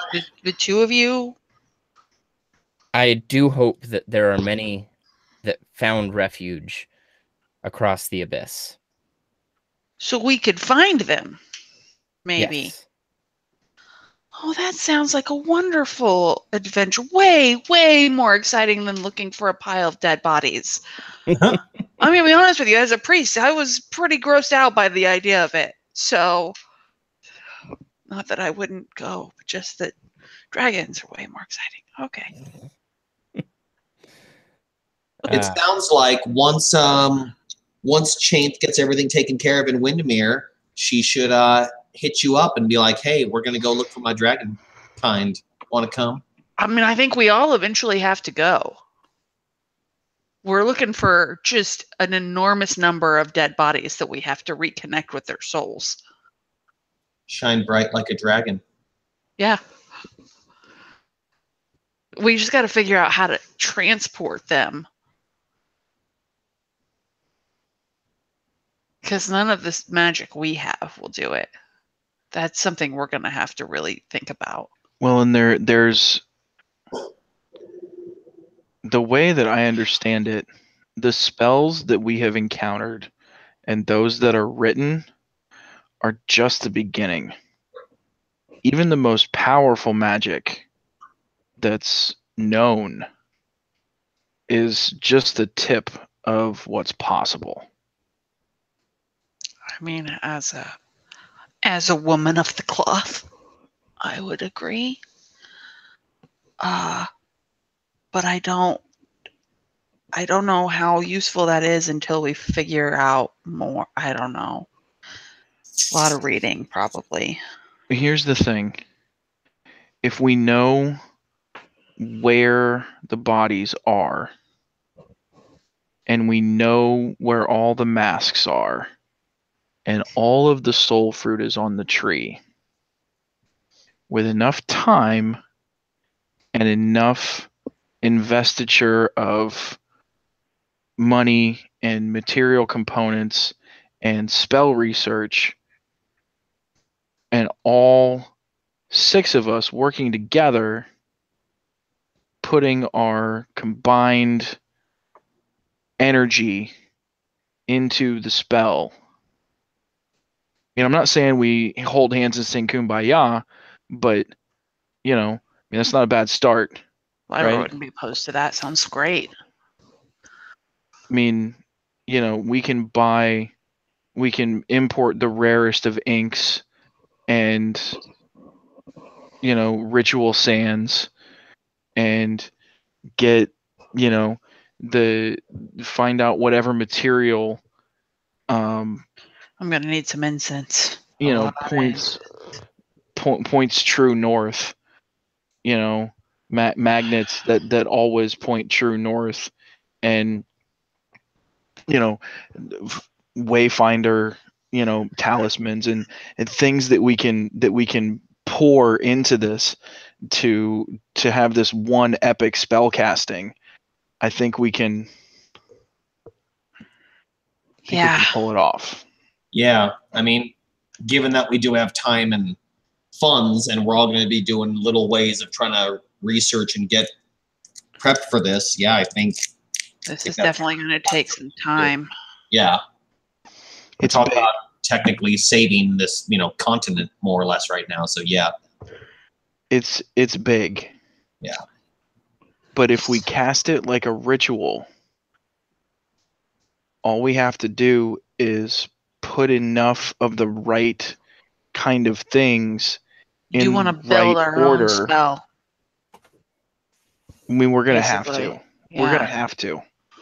There's no. I don't think there's any other way of doing this than gathering the exact proper material components, drawing the exact ritual circle around the 100-foot diameter tree. Is it 100 foot in diameter? Am I right? Is it approximately that? I think so. It's freaking big. huge. It's real big. Yeah. And then here's the question, like, do we even do that ritual before we've made it across the abyss? I think that How do we just connect like the tree to a place we've never seen? just like teleportation circle, it's gonna have to be the Stargate. 5 of us around the tree and 1 of us at the spot with the dead bodies. And then what? It's going to be really hard to get to the spot with the dead bodies, and it's full of monsters that none of us have ever fought before. I don't think one of us should be alone there, even if we have dragons with us. Maybe we do it the other way. We get there and we cast it, or we set something up maybe at the tree. We get to where the bodies are, and then we draw the ritual circle around the bodies, and we link it to the tree back home. Maybe we can almost like make the biggest teleportation circle type of situation around the tree, and then when we get to the bodies, kind of like do it around that and transport us all back to the tree again. This is gonna put a real damper on my plans for the next year. But it says in the spell, if you cast it in the same place every day for a year, a permanent teleportation circle is made. I mean, there you go. We should do that. But like insanely big, because it has to be able to fit. Mike, we've seen the tree. Mm-hmm. We haven't seen the fruit on the tree, though. Just Gale. Yeah, Gale's the only one that's climbed up high enough to really see it. Lyra's not very smart, but if I were guessing by the size of the tree and where Gale told me the fruit started, how much soul fruit is on that tree? I mean, you would assume in the hundreds of thousands. So, like, probably all of the souls are probably on that tree, not just the souls from Windermere. Correct. That's my guess. Okay. Likely the case. So, yeah, we need some kind of, like, insane magic. But, yeah, basically like a teleportation circle, but for hundreds of thousands of people. Which I can't even say it with a straight face, because I don't know how you fit hundreds of thousands of people into a You don't. We do it a couple times a day. We go back and forth. Conga line. They're dead bodies. It's going to be really hard. We got to draw around their bodies. No. The point is we revivify or resurrect them before they transport home. But they won't have souls. They will be just... Right, so that's why we At that link the time, we two. bring the fruit and the masks there. Maybe they're just kept in bags of holding so that it's not a crazy amount of space we're taking up. I mean, that's a serious Too spell. much fruit to move. I mean, we have a year and it's 200,000 pieces of fruit. I mean, I don't know If- how long it takes to pick fruit, but it can be done. Well, I yeah, but think- what do you do with, does it spoil? That would be what I'm curious about, because I thought, oh, well, what if we take it off the tree? Does it spoil? But usually fruit that stays on a tree will eventually spoil too. So if there's a time limit, then Yeah, we can but we... for that. I mean, even if we had, I guess if we had multiple enchanted containers that hold hundreds of thousands of pieces of pomegranates, is a lot of fucking pomegranates to carry around. Mike's just sitting back. You don't even have to create the problems. We're coming up with all of the obstacles for him. He's like, Well, these that's the main idiots. concern I'm thinking of too. Is this one of those things that we get to magically just right away with a year of time? And are we just spinning our wheels for no damn reason right now? I don't feel So- like he's gonna so- make it that easy on So us. the idea of the year is for you to prepare yourselves to do this, because the next session will begin the next story arc where presumably you are repopulating the country. We're gonna try and go to this abyss place One to little find bit these at a time. bodies. So your year during the year, I'm just gonna tell you, you're not gonna be able to do this in the year time period, but you can Right. set yourself up to, when we hit that year mark, you will have built enough, you will have studied enough, you will have done enough to be able So to tackle the problem. To make it within the year, very simple thing to solve. We will definitely organize some way of transporting every mask and every cloak or whatever to Windermere, where the soul tree's at, so that it's all in one place. Yeah, in some way, shape, or form, it sounds like over the course of the next year. Hell, we might even find a way to combine the fruit and the masks so that it's just we've got to touch to the bodies or something or whatever. But in the next year, we'll come up with So I have an idea for that. do it. I have an idea for bringing all of the masks and cloaks to Windermere. So Mike had said that there are bards that are singing tales about us in mostly empty taverns, but they're only mostly empty. They're not completely empty. So we have unlimited funds, right? And we're in a country that is in desperate need of rebuilding. So we offer a bounty on masks and cloaks. We take the ones from Duncaster. We bring those to Windermere because we know that route. We know how we can get there in a few seconds, right? But we can't cover the entirety of Auchendale. So I let the bards know that we are preparing a big, big spell. And we tell them to sing about how every mask gets you a silver piece and every cloak gets you a gold piece. And if you bring them together, you get an extra one of each. We need the masks more than the cloaks, I think. So flip it. But yeah.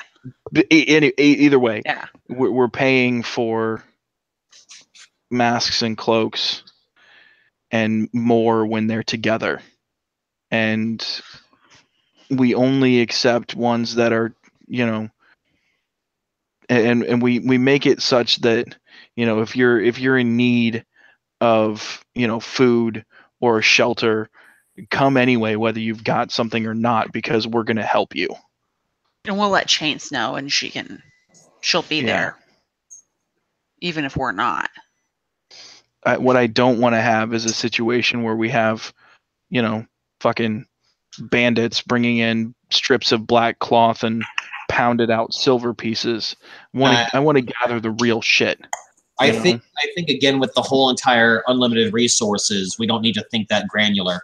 We could easily say, at any of the places where you turn these in each major town or in Windermere or wherever, they're literally going to do they're going to be casting magic to check for magical properties in these masks.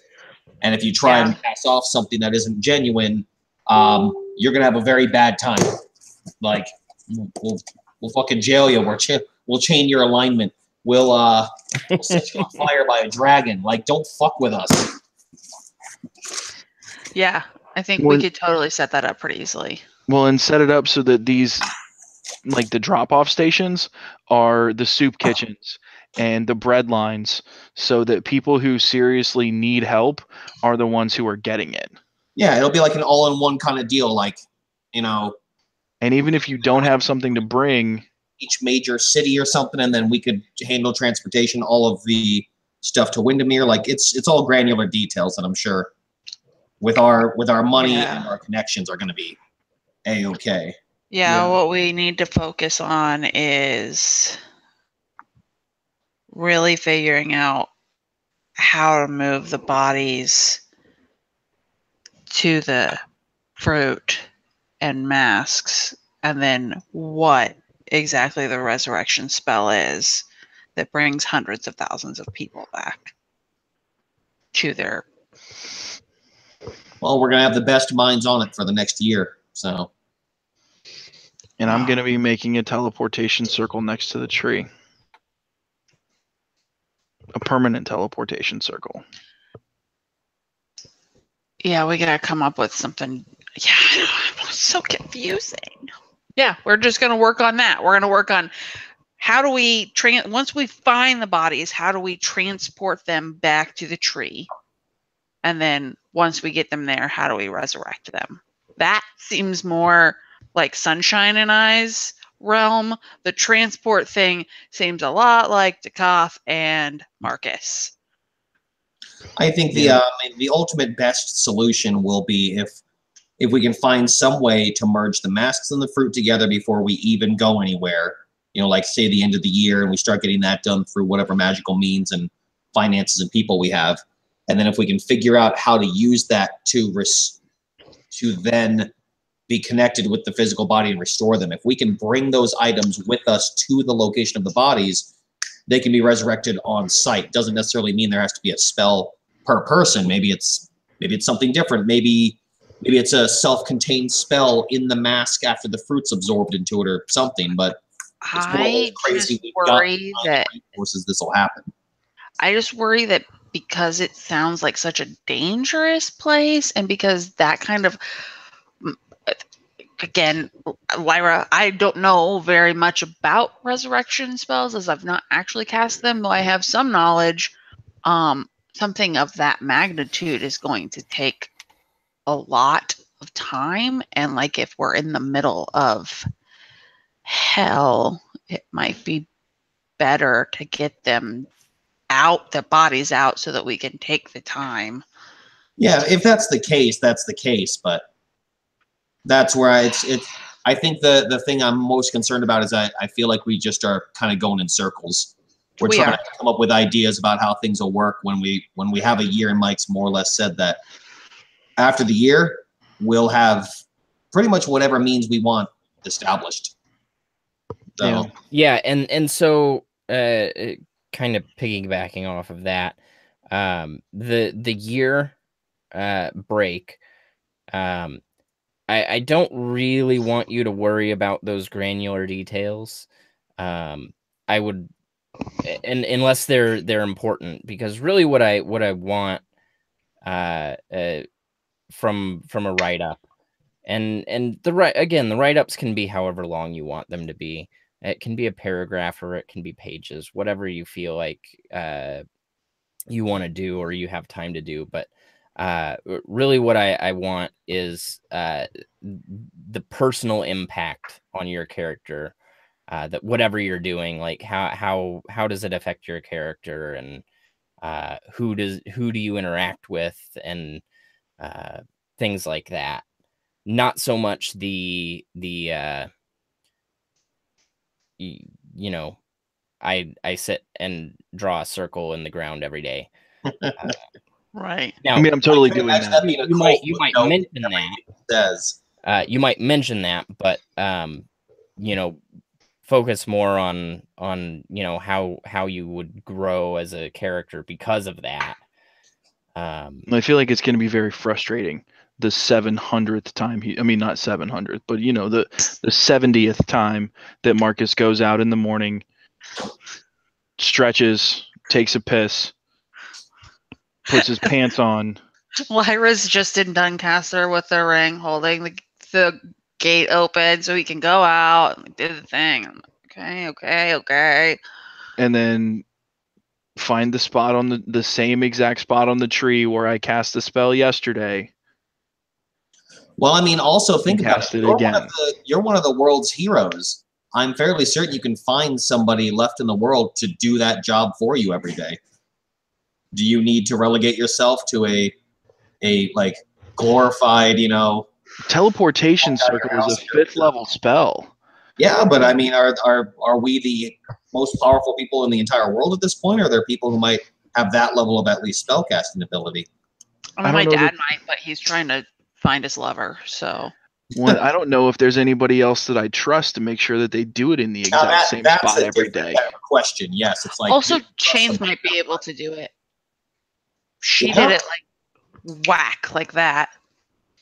Yeah, for all we know, she could be like, "Oh yeah, well the last one tapped me out. Give me a couple months and I'll do it in one shot." It's like, cool. I'm gonna go explore the world. Deuces. Is that like so does Chains? Definitely, that's a great idea. Can I talk to her and find out? Like, does that? So Chainth says she brings up a couple concerns she has with creating a teleportation circle like that would be meant to link to the Netherlands. Creating a link between this part of the world and that part of the world would be awfully dangerous. How are we going to get all these bodies back if we don't have a link? It would need to be guarded. Again. We could destroy it after we get them back.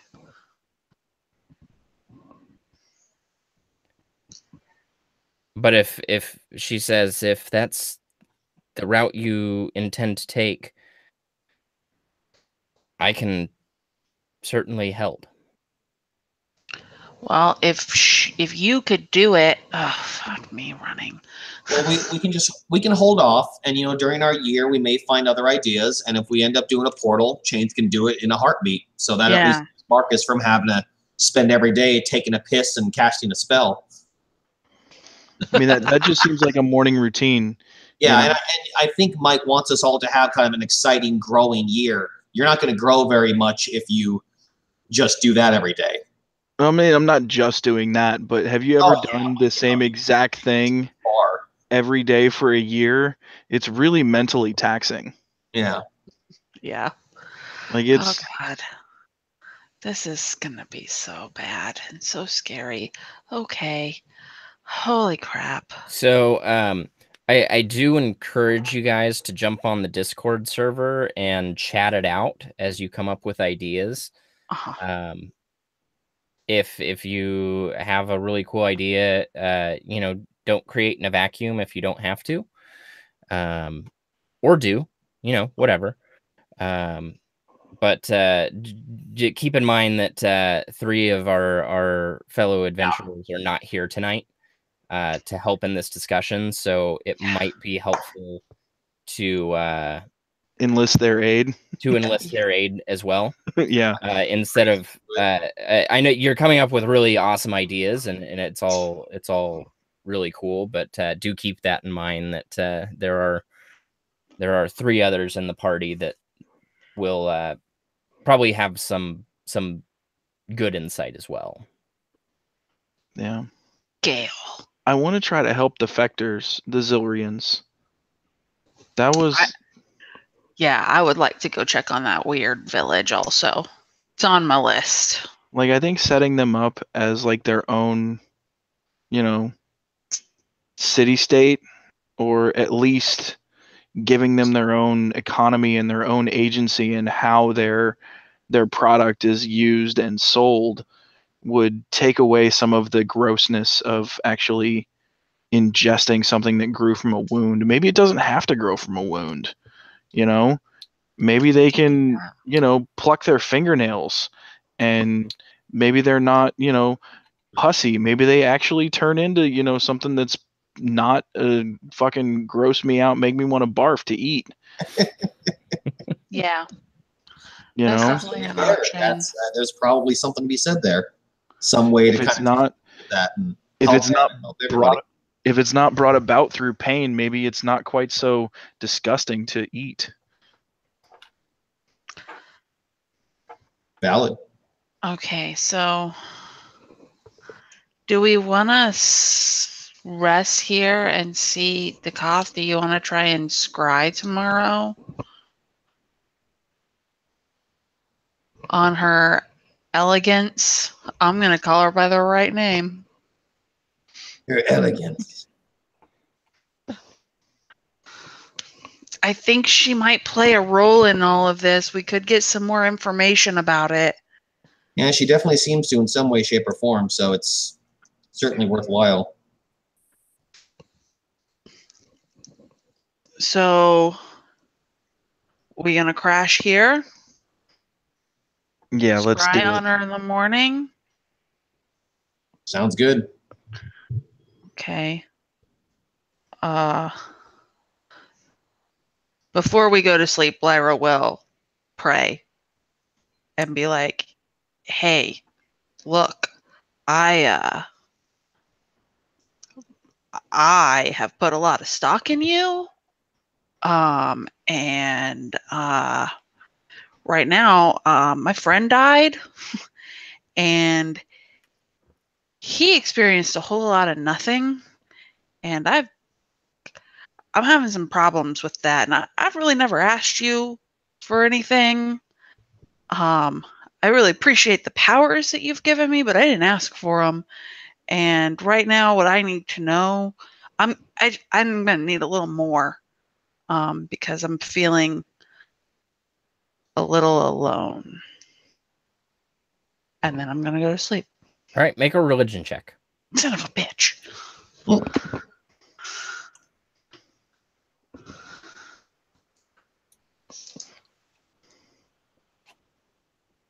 Oh yeah, All right. crushed it. As you finish your prayer, there's an uncomfortable silence. Yeah. And an emptiness, and then almost in a flash, you hear a voice, and the voice says, "Many have been lost. Do not lose faith. I have my faith in you to bring them back." That's so much more responsibility than I wanted. Thanks. I'll build that temple. I'm fine. And then I'm going to go to sleep and probably have nightmares of failing the entire world. Everything's fine. We're all fine here. How are you? From now, like for the next couple of months, every time we see you, you're kind of wide-eyed and like thinking off, and we're like, "What the hell is wrong?" Yeah. They're all lost, dude. There's like we have to. Oh. Oh, no big deal. Just the weight of the world on my shoulders, quite literally. Whatever. Blah blah blah. And this is the clearest you've ever heard your deity. Yeah, no, that's going to mean something to me. And it's definitely going to at least reinstill my faith and the belief that my mother is not just floating out there in nowhereness. And that if there are people floating out there, she just needs my help to bring them back to her. So Lyra, back on the list. Build the build the temples. I've got like little soon pamphlets now that I'm knocking on people's doors. Get ready to pray. Do you have a moment to talk about your Lord and Savior soon? As soon as they try to say no and close the door, you go, "Excuse me, I helped save the world." It's just Ira. Yeah, you're gonna open that door back up. Yeah, you do want an autograph. I know you do.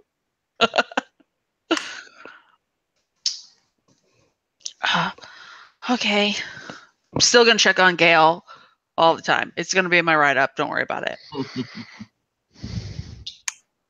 He's gonna hate me by the end of the year. Hate might be a strong word. Really super annoyed by Lyra. Hey, how you doing? You okay? You okay? Even when I'm not anywhere near, just a real quick sending. Are you okay? And he's like, son of a, I was trying to. Yeah, Taking a it's gonna be poop. great. Jeez. Yeah, I'm just trying to, just leave me alone. I'm literally in the bathroom, Lyra. Yeah. How are your eyes? Are your eyes okay? How do they look? They seem different. It's fine. You fine? Did you get contacts or no? I got you these eye drops. Okay. I feel like, okay, so we're sleeping and then we're waking and then Dakoff is gonna scry on. While we're sleeping, I'm gonna go actually use the bathroom. I'll be right back. We could potty break it real quick. You guys okay with that? Can we potty break? Yeah, I think yeah, that good sounds with like a great plan. Might as well.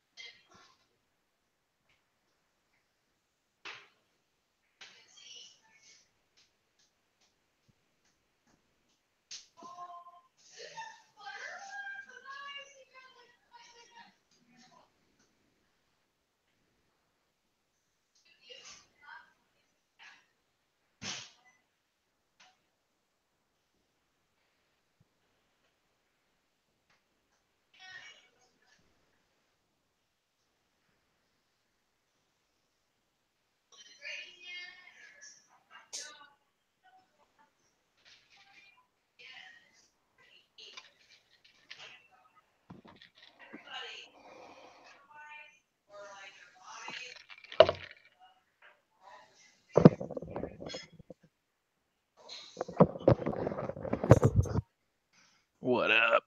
Yo.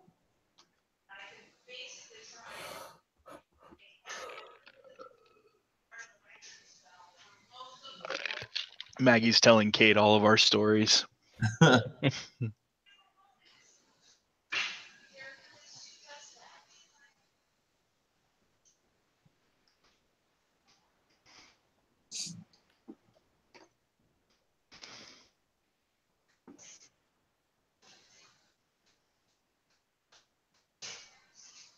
Welcome to Secrets of Duncaster. 5th edition Friday. Really Super excited to be here. tired edition.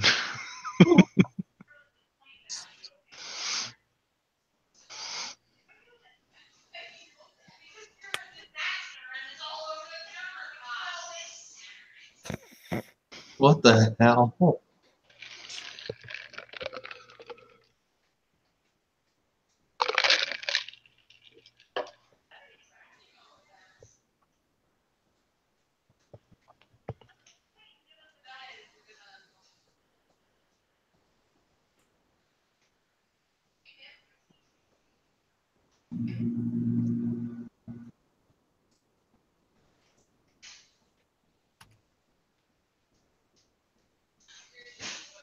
So are we gonna play our game like at Gen Con, or are we gonna like go to somebody's house?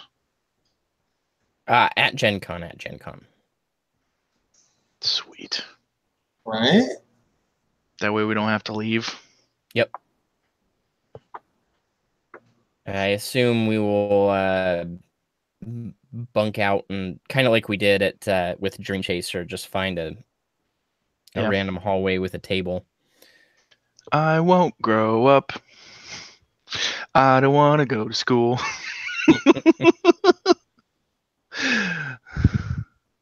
You guys know that song, right? Mm-hmm. Yeah. It's from the Mary Martin Peter Pan. Yeah.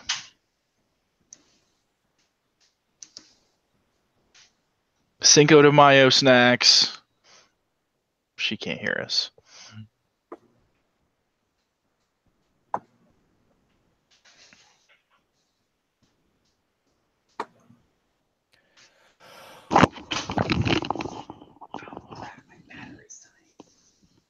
Cinco de Mayo snacks. Nope. I saw Corona and tortilla chips. That was... They're popcorn. It's popcorn. Oh. The Corona is just less points on Weight Watchers. It doesn't have anything to do with tomorrow being Cinco de Mayo. Nah, hashtag wedding bod. Fair enough.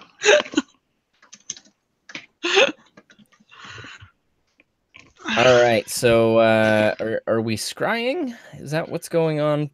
Sounds like it. So, Okay, what's Dekoth, what's your save DC? Here.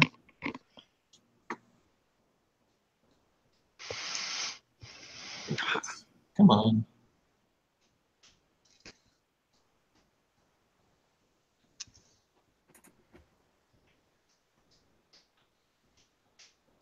Taking forever to apparently work for me. There we go. Spell save DC is 18. 18. Okay. So describe to me how you go about the scry ritual here. Well, I'll try and, picture the person that, we saw, but knowing who it is, I imagine that's going to have a lot of blended memory as well of, when I was young and that particular event where, she basically was, signed off to Nerwende more or less. So I'm kind of trying to picture a mix of the two, the person that I know her to be now, at least visually, and the person that I remember her being in the past, because I'm hoping that's still a part of her.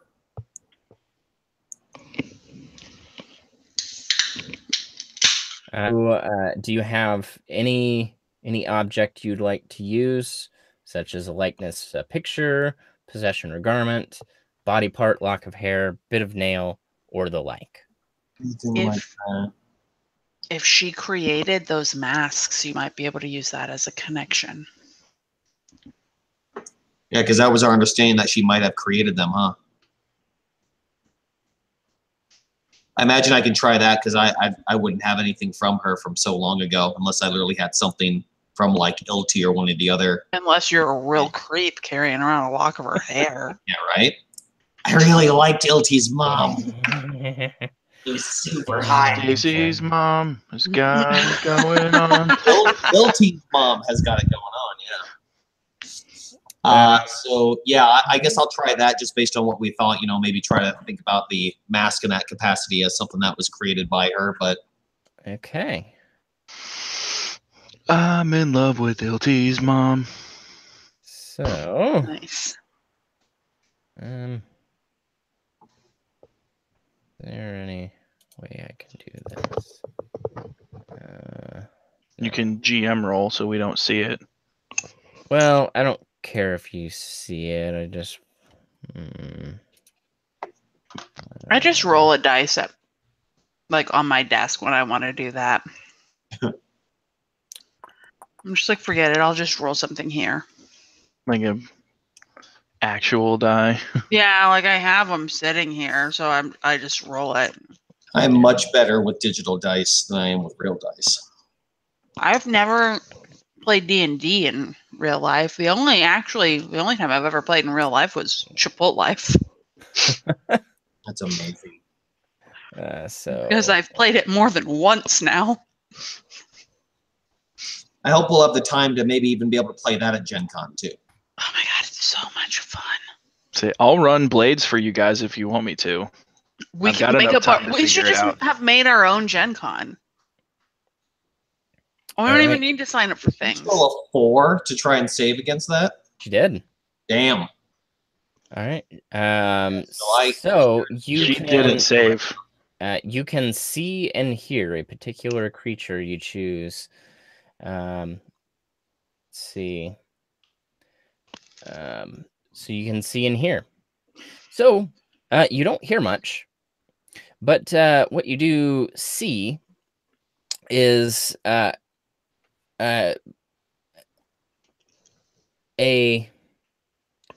familiar woman lying still on a bed of the black robes in a plaza that you clearly of Terran's Bounty in Windermere, and it seems like where you saw her last, but she is just laying sprawled on the ground, motionless,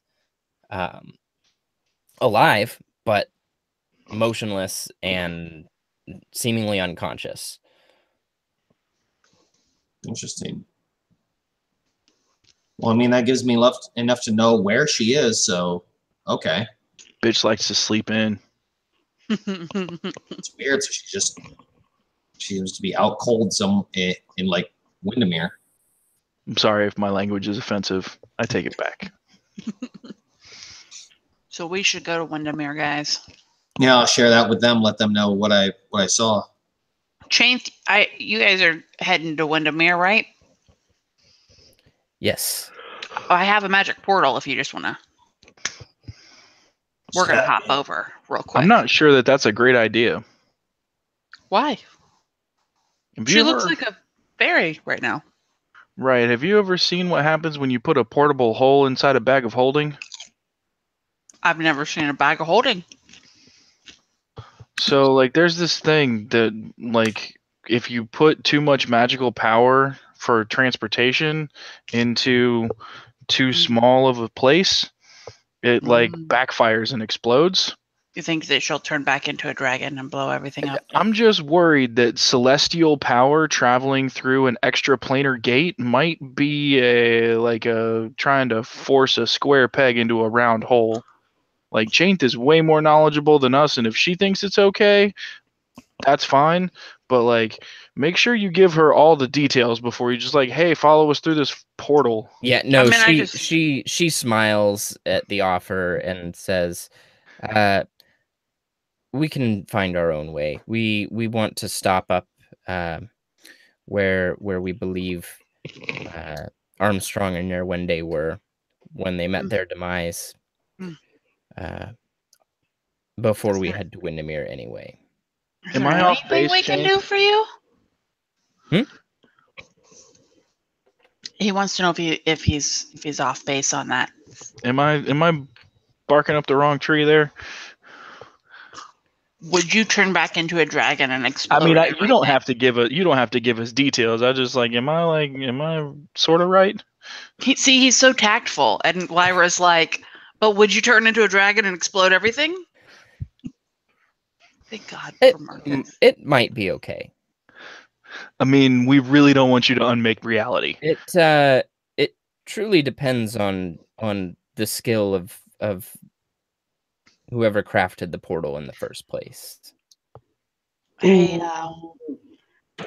Marcus. Yeah. What's a bag of holding? It's like a bag. Mm-hmm. I have a bag. Like a purse. Yeah. Okay. Got that. and you can put more than the normal amount of stuff in it. What? And Stacks on stacks. it only ever weighs 5 pounds. I want one. They're sort of tough to come by. I knew a guy who used to be a smuggler who had one, and he was Wow. super proud of it. And he didn't know that if you put, you know what a portable hole is? No. It's sort of like Your magic is very different than mine. right. It's sort of like when you when I use my teleportation circle, if it was like a piece of black fabric and it didn't actually go anywhere. It was just like little pocket dimension. Oh. If you put one of those inside a bag of holding, Mm-hmm. exploderation Exploration. is bad news. Your magic is so interesting. Wow.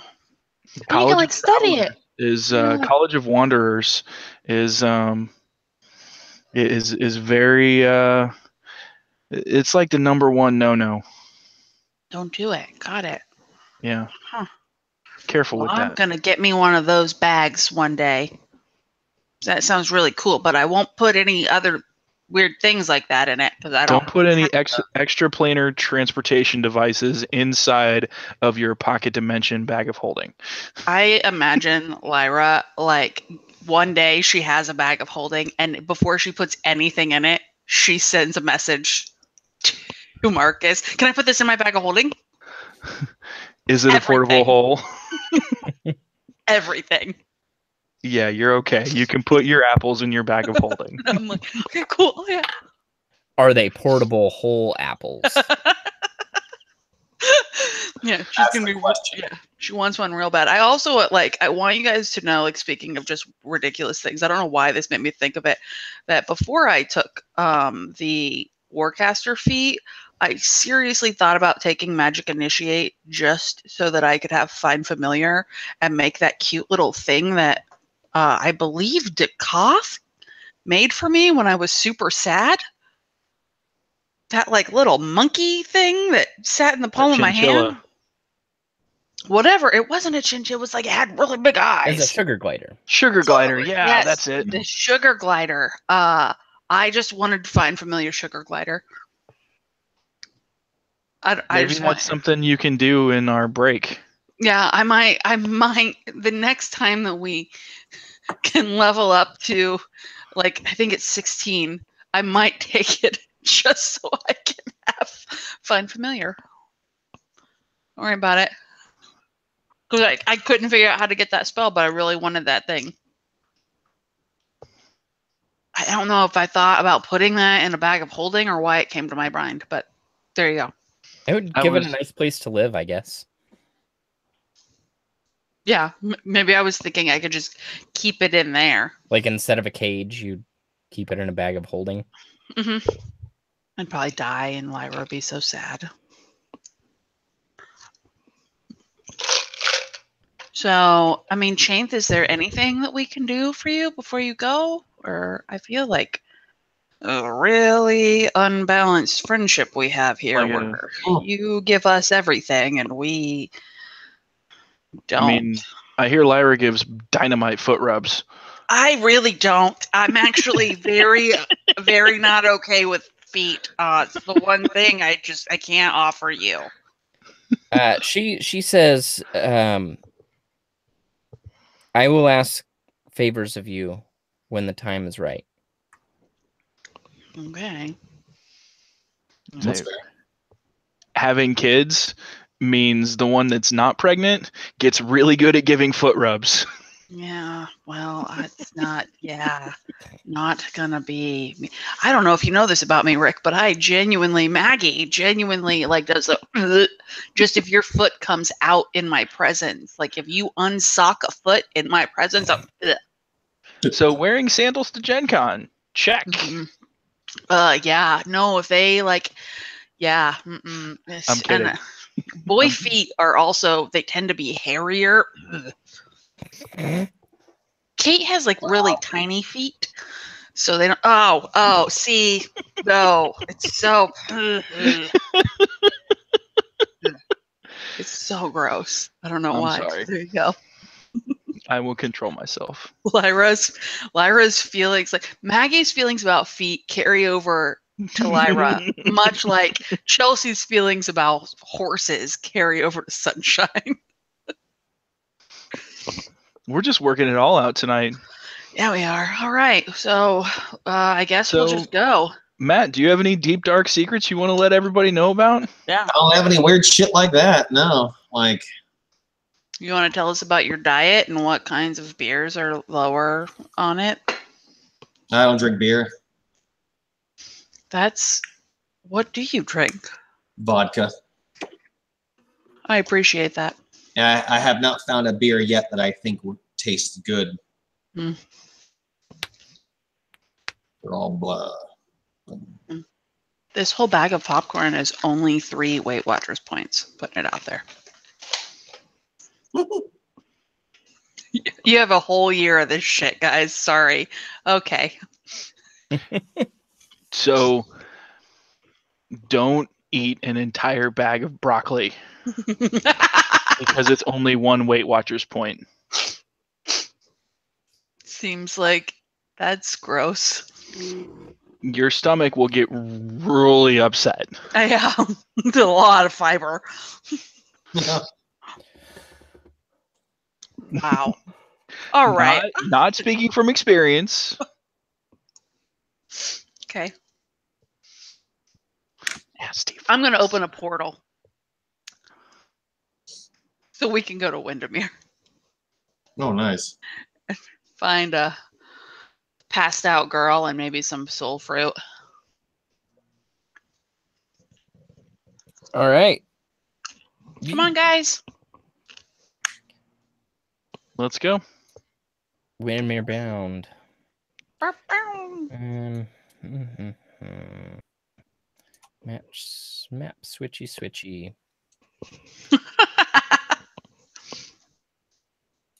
This map is huge. It's a big fucking tree. Yeah, it is. And all right. So this is where we want to get. I'm gonna mark for you. Oh, okay. With an X.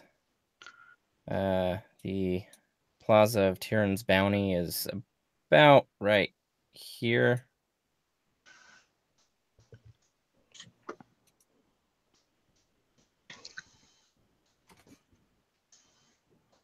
Okay. And that's where she is, like just on the other side of the tree, basically. Are we still over there where my blue dot is? Yeah, that's where your dealio is. Let's So go see Rayla. I feel like this soundtrack doesn't work anymore because it's not a busy. Devoid of people. Yeah. Yeah. Is she still passed the fuck out when we get there? Yeah. So imagine everything that is gray pavers on this map is just the streets are lined with the black cowls with glints of silver in the sunlight and just sprawl ever so peacefully atop a little pile of these black robes is a woman who, even in her unconscious state, exudes a beauty that is unmatched in this world. Well,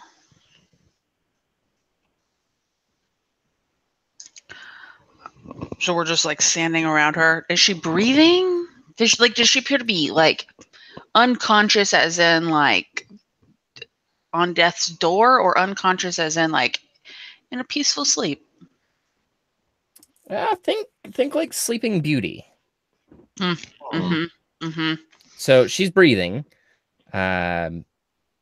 it doesn't look like she's conked over the head and is passed out due to Nothing like that. blunt force trauma. It is more metaphysical or supernatural, or however you want to put it, in nature. Marcus, have you ever seen anything like this? She seems physically well. I'm pretty good at discerning that. I want to do a performance check. Nice. I want to like full mouth, like stage kiss her. Full mouth stage kiss. Like just hundreds of people were watching, and like at the end of a 2-hour-long romance epic where the like jilted lover and the main like hero finally come together in like this the music in the background and try and bring her out of this sleeping beauty that she's in. Okay. I'm convinced that she's in some sort of magical sleep, and love's first kiss is the only way to bring her out of it. All right. As soon as he does that, I'm like, crap, I didn't know that was an option. Could have tried that? Fuck. Shouldn't have asked for his opinion. Do Lyra's feelings about beautiful women also mirror Maggie's feelings about beautiful women? I mean, maybe. like they would. Yeah. Okay, Marcus, make a 30. charisma saving throw with advantage. Okay. Shit. Advantage, charisma. Okay. 25. All right. So as you lay your lips upon hers, you are overcome with a feeling of duty and a feeling of just undying loyalty. Almost think of a little puppy dog, a golden retriever. You feel this just totally. It makes no sense to you as you lay your lips upon hers. And by the way, they're soft and plush and even in her passed out state, somehow perfectly moistened. Not She was chapped at waiting all. for this. But just as the feeling comes over you, you snap out of it, and you realize that had you succumbed to the feeling, you would have felt bound and obligated to just be there with her and watch over her. Not to be passed out with her, but to like guard her. To guard her, yes. Okay. We lost Maggie. Yeah, we did. Man, the internet's just not on our side tonight. It is not. Mm-mm. But the kiss does not wake her up. But you can definitely tell that she holds some sort of enchanting way about her, even in her state. I blinked out for a second. Did that not wake her up? No, it didn't wake her up. But you guys thought it was awesome. I rolled a 30 on my performance check. You guys thought it was amazing. Wow. Just small, like, wow. Golf clap, right?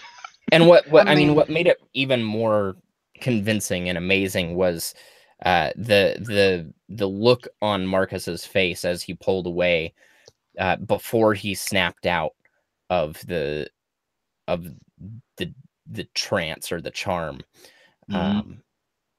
Because he really looked like he had fallen in truly madly deeply with this woman that he just as an aside, I think all of the Disney movies are garbage where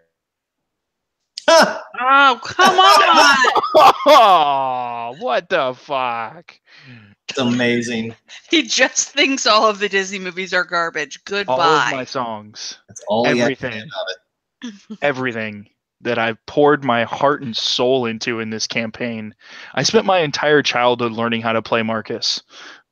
And he comes around like this, just being rude. You All we hate my got is- inspiration. I think all of the Disney movies are garbage. And you were going to further explain, but And then you I fell out. Yes. was Because hilarious. all of these dudes just think it's okay to come up and Kiss kiss unconscious women. unconscious women. It's Yeah. I mean, really that's messed totally up. what I was going for. It's I mean, when you really think about it, very wrong.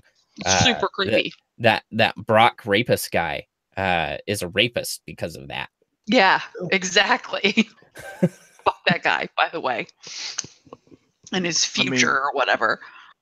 I was just going for the Prince Charming kiss. I wasn't like mean, trying to It's bang still her. very rapey. I mean, there was music playing in the background It was and beautiful. people watching.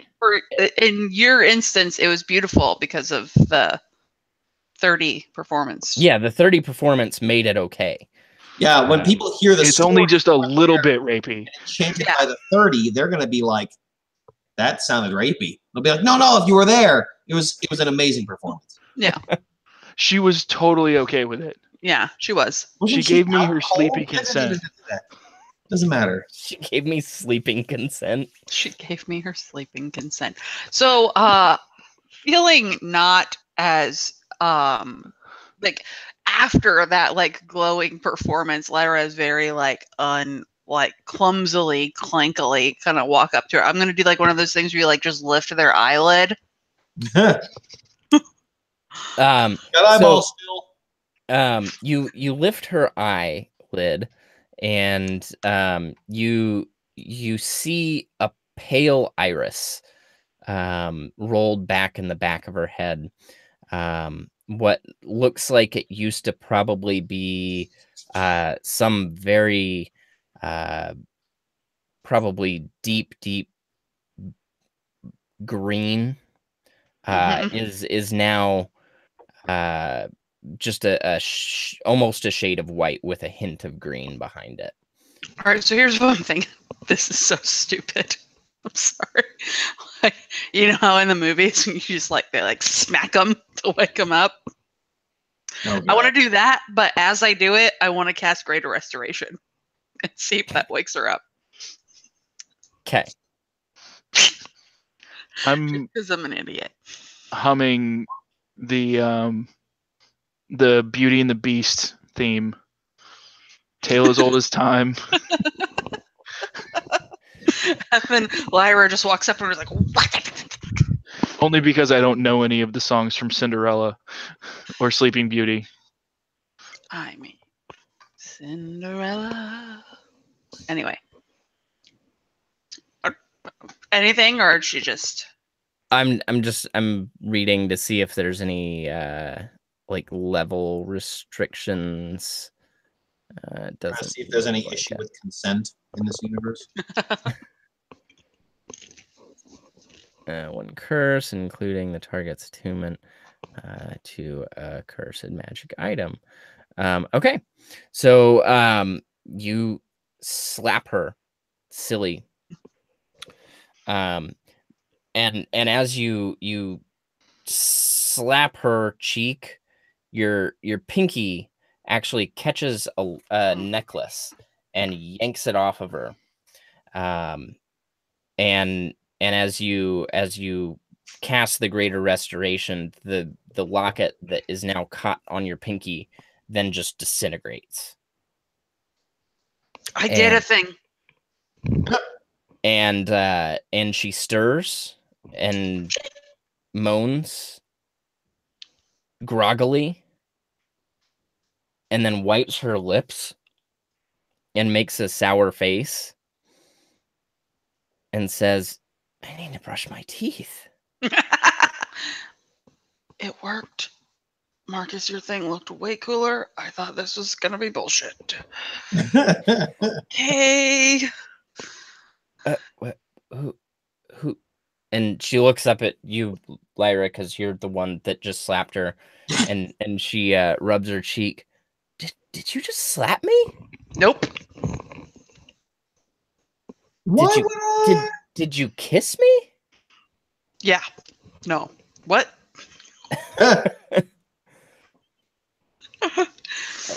Why am I? Where am I? You're in Windermere? And then she like rubs her head and she starts to sit up, and then she looks at Dakath and her jaw sort of drops, and she says, Dakath? What are you doing here?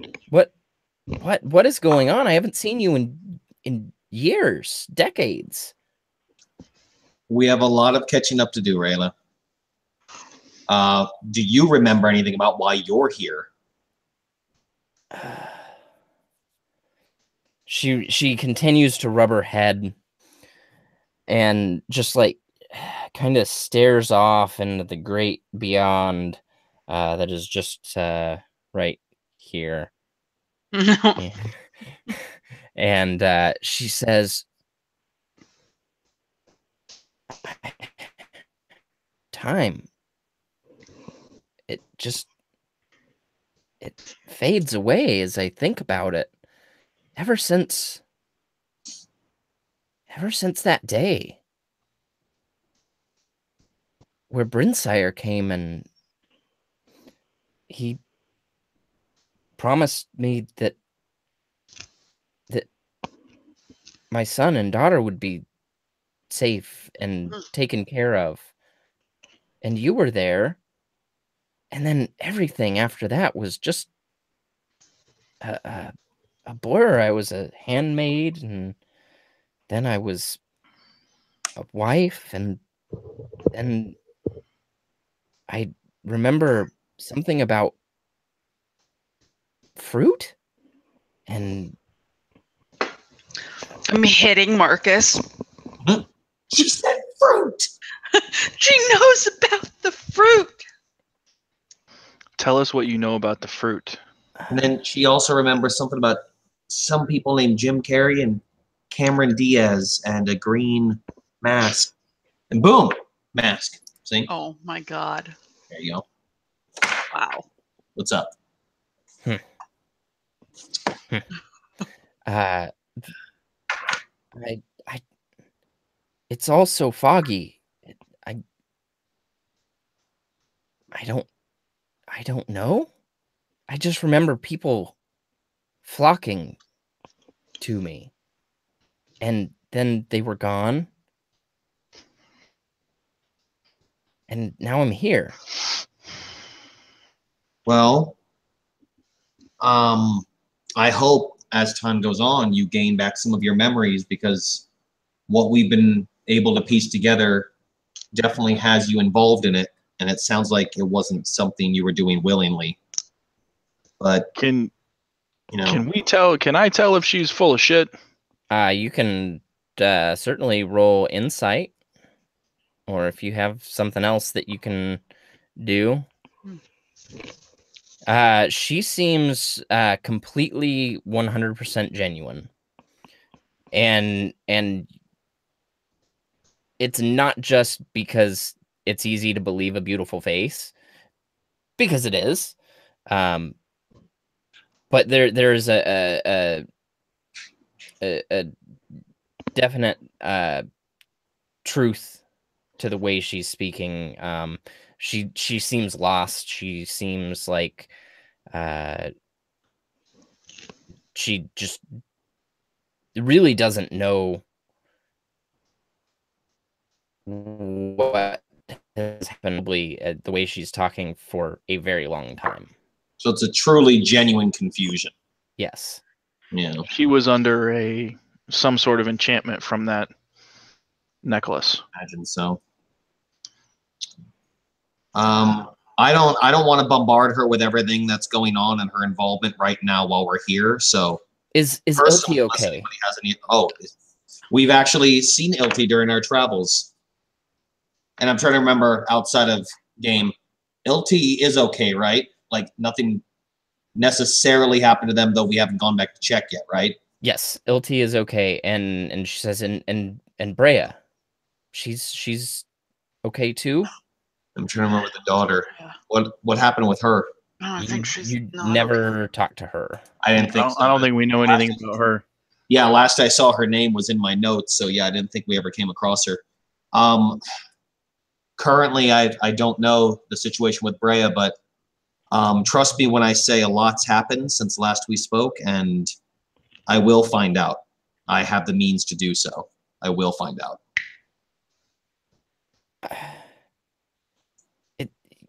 You're telling me that I've been involved in what can only be horrible things, it sounds like.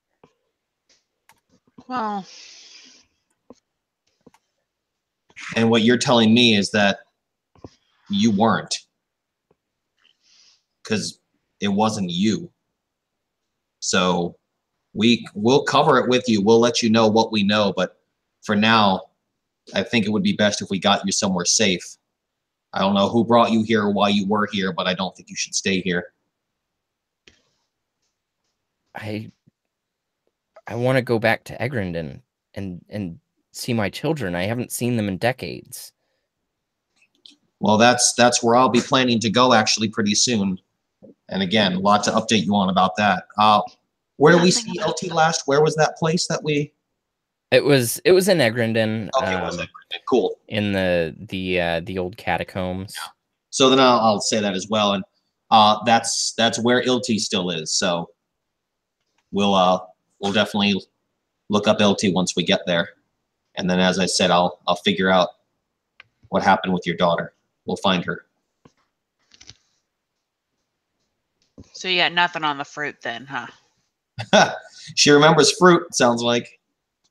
I'm hoping she gets a little bit of memory back as time goes on, perhaps, if it's one of those kind of classic situations. But for now, I want to make sure she's safe.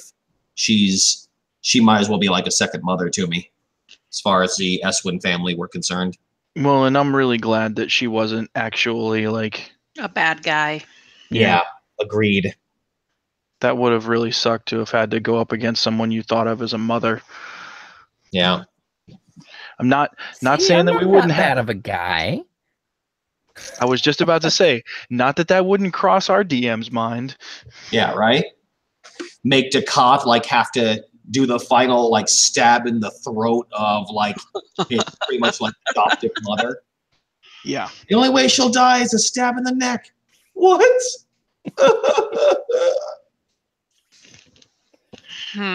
She turns to Lyra and she says, the fruit, you keep saying fruit, and I'm gonna pull the fruit out. Show it to her. Does this mean anything to you? And the mask for that. Does Do that either of these also- things. I just have this deep feeling that they're mine. Well, That may make more sense than you realize. And actually, it kind of helps to hear that if you ask me. Just don't eat the fruit. yeah, I'm gonna hand it to her, but like be incredibly careful with this. She See if she holds holding on to it, and you can see she actually squeezes it. Not hard, but she gives it a firm squeeze, and she frowns.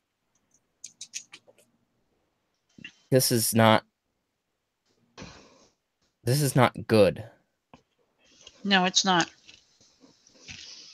I don't know what it is, but it's not good. I don't. I want it, but I don't. Mm-hmm. Yeah. Okay, I'll take it back if you don't know what it is. Here. We'll come back around to it, but I'm glad that you at least sense something, feel something about it. This is kind of why we came looking for you. I'm very sorry. Everything's just a blur right now. You need to sleep, like real sleep. Yeah. Let's get you out of here. Let's get you somewhere safe. Man, we can take her back to the hideout for now, or there's like my dad's place. They'd probably watch after her. She said she wanted to go back to Egrendon. And then, yeah, when you go to Egrendon, you could take her with you through a tree. That's what I figure is I'll take her when I go there rather than making the trip now, since that'll kind of start off the nice year thing. But yeah, as Lyra here said, she knows the holy magics. She knows what she's talking about. And if she said you need some rest first. We'll get to Egrendon and we'll figure this out. But in the meantime, we've got to make sure you're ready to travel and that you're safe. Thank you. Oh, she's sad. She's my kind of mama. Everything is so sad. Did you guys have anything else we needed to do here, or should we just go right back to Duncaster? I'd like to take another look at the tree. I don't think that there's anything we could I don't think there's anything really that's I need to cast teleportation circle. Yeah, I can't get us back. The thing only goes one way, so one of the two of you are our ride. Okay, well, if you guys want to take a look at the tree, like I can stay with her while you do so. Otherwise, why don't you come with us and do a little tree transportation? I have to cast teleportation circle anyway. That'll get us back to Duncaster.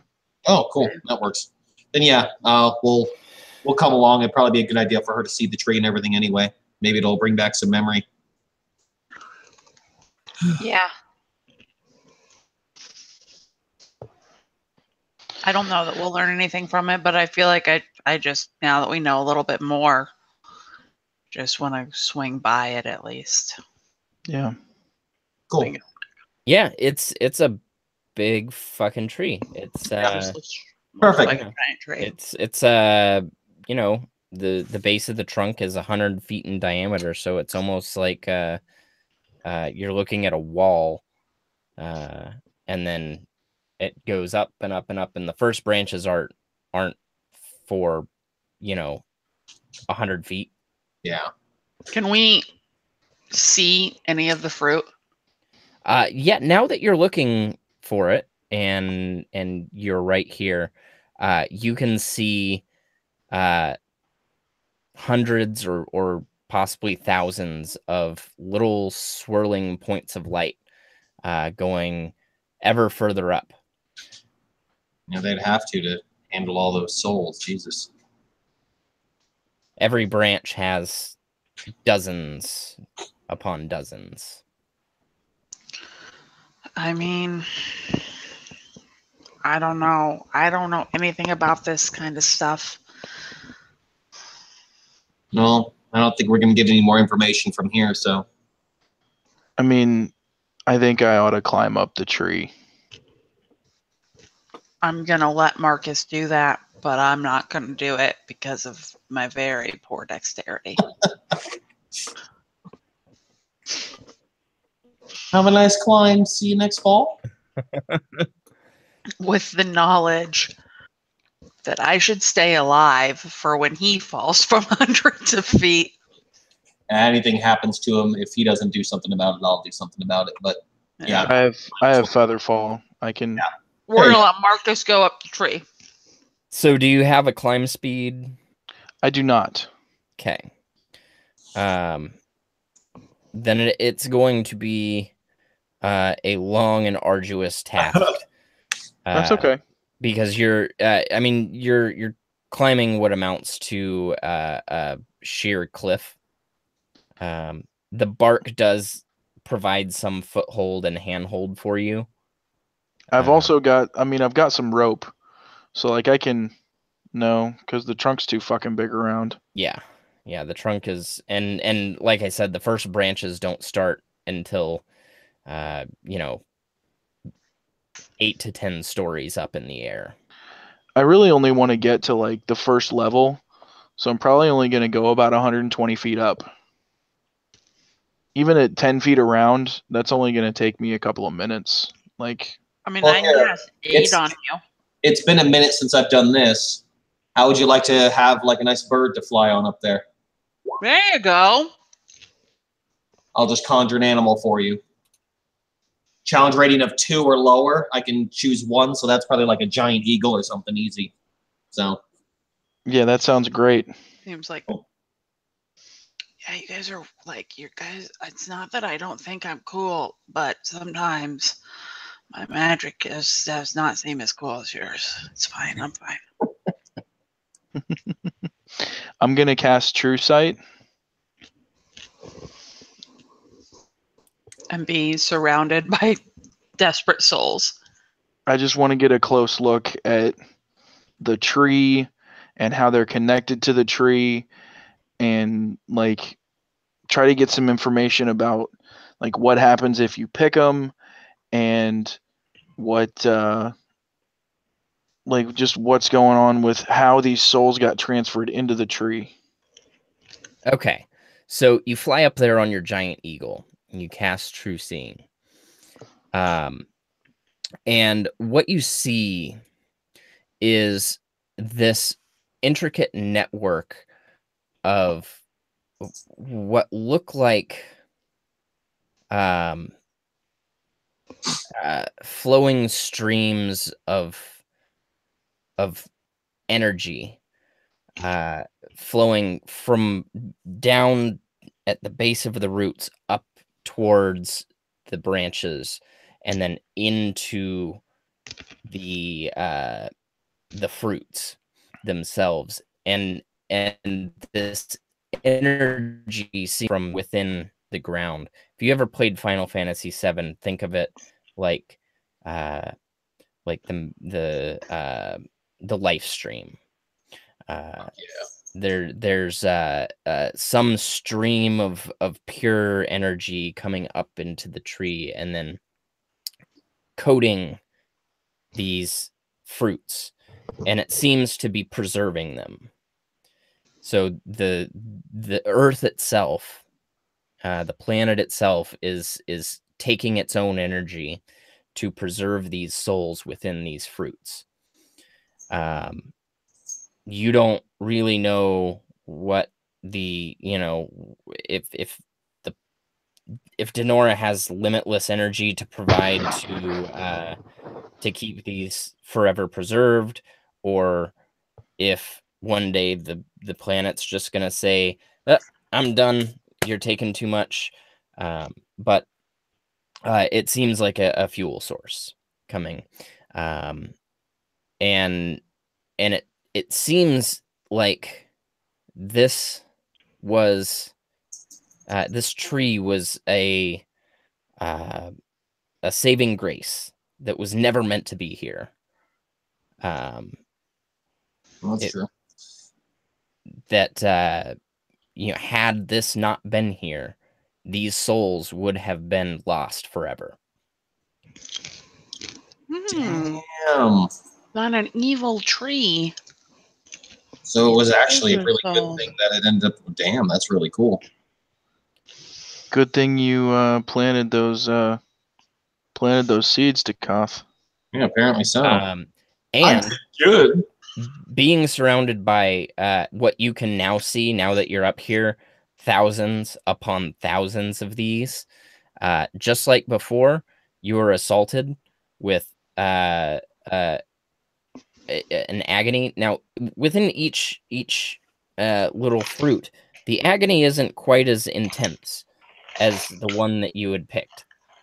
They seem the souls seem to be calmed a bit by the energy being provided by the tree, but there's still pain and there's still suffering and confusion within each one of these. So go ahead and roll me a wisdom save. Okay.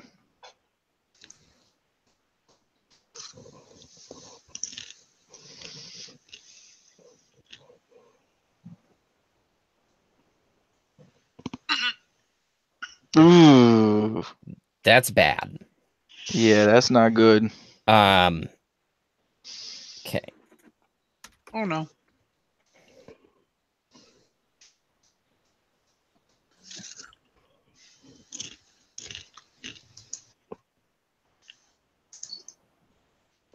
take 40 points of psychic damage as you are just assaulted, and your mind is just a cacophony of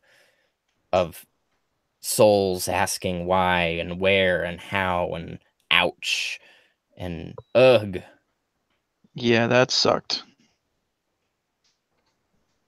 And then you get down, and I'm like, why do you look so much worse than you did when you went up there? There's a lot of unresolved issues in the souls in the tree. Okay, can I That hurt. come here? Come here. No, And no. she's like, It's okay. I just need to go to bed now. I'm gonna go sleepy. Sleepy. Marcus, go have a hot bowl of soup. And I'm go sleep. Go sleep. Ow. okay, let's Our I- time was now. Sleep. I'm and still having- gonna ignore him and cast Cure Wounds on him for like at least like I'm gonna throw like a 4th level Cure Wounds at him and at least give you pull some of those back. Okay, well now you can hobble your way back. We can rest. Probably just in the hideout for now, and then I guess in the morning, kind of, we all go our. I mean, Dekoth, are you gonna go to Egrindin tomorrow? I mean, I assume so. Unless there's anything else for us to kind of handle here, I'm gonna want to get underway and get her back to. There is one more thing that you need to handle, Okay, cool. Dekoth, and that is a wisdom save. Oh, son of a! Oh yeah, that's right. This is always coming after me. Why are you wisdom saving? Probably that stupid deck of cards. Mm-hmm. Oh no! Dekoth's really good at wisdom. That said, I wonder if he's been slowly increasing the save. So is Lyra. She fucking pulled it. 17 is okay. Woo! Can we destroy these cards? No. We decided that that's bad. Yes. And giving them to anyone else is also bad. Is also very bad. Thing. Very, Dekoth. very bad. Who has the cards? Like, are we all just... They're in the hideout. That's right. Son of a bitch. You really like to think about them, though. I mean, maybe you should just pull on Dekoth and then we could get it over with and everybody would be good to go. What's the worst that could happen? I mean, You could alter space-time and send someone purely evil on a trip through the entire space-time continuum, totally fucking shit up forever. I've basically already done that, so... I turned somebody who can alter space-time evil, and he... well, since I've been able to resist it, I think I'll just keep on resisting it.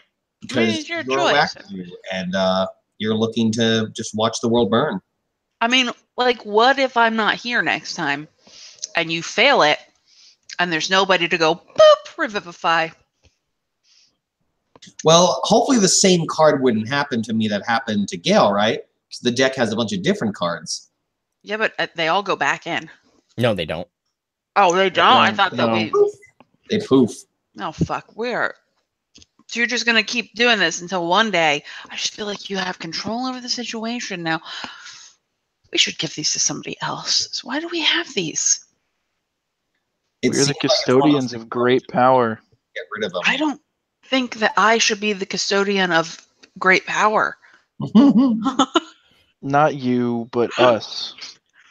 You Okay. don't have to do it alone, Lyra. I don't think I should do it at all. I mean, it seems I pulled that card with a... I didn't even make a wisdom. I was like, Lyra doesn't make a wisdom saving throw. She has no ability to not do this. Yeah, wisdom saving throws are my like strongest saving throw. They're mine too. But I still was like, she can't. That'd be like asking me to make a charisma save, and I'm just be like, nah, fuck it. I give in to your charming wiles. But Lyra doesn't have a lot of self-control. She doesn't think I know, before she I'm acts. just That's teasing. what it is. I mean, yeah, that's totally well role played. Yeah, self-control she has in certain areas, but it's just that it's really actually comes more down to intelligence, honestly. She's just like, that's cool. Give me some of that. Yeah.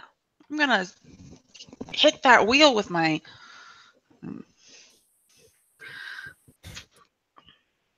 I think the only times I've ever rolled a natural 20 were breaking that wheel and breaking that door. I love when it came to property, you always managed to fuck it up. And they're the only natural 20s I think I've ever rolled. That's amazing. Glorious. We're literally for destroying shit. Yeah. It's awesome.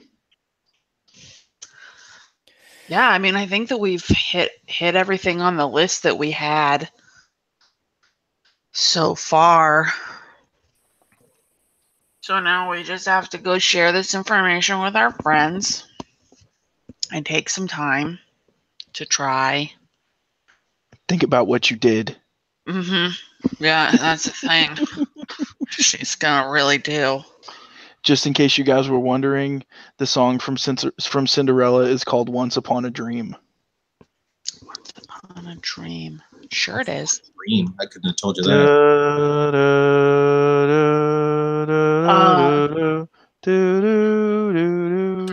I would have just gone with Bippity Boppity Boo. Well, yeah, but like that's not the Yeah. I'm gonna kiss the sleeping princess song. It's not. I wouldn't have known that one. I only know the song where the mice help her make the dress.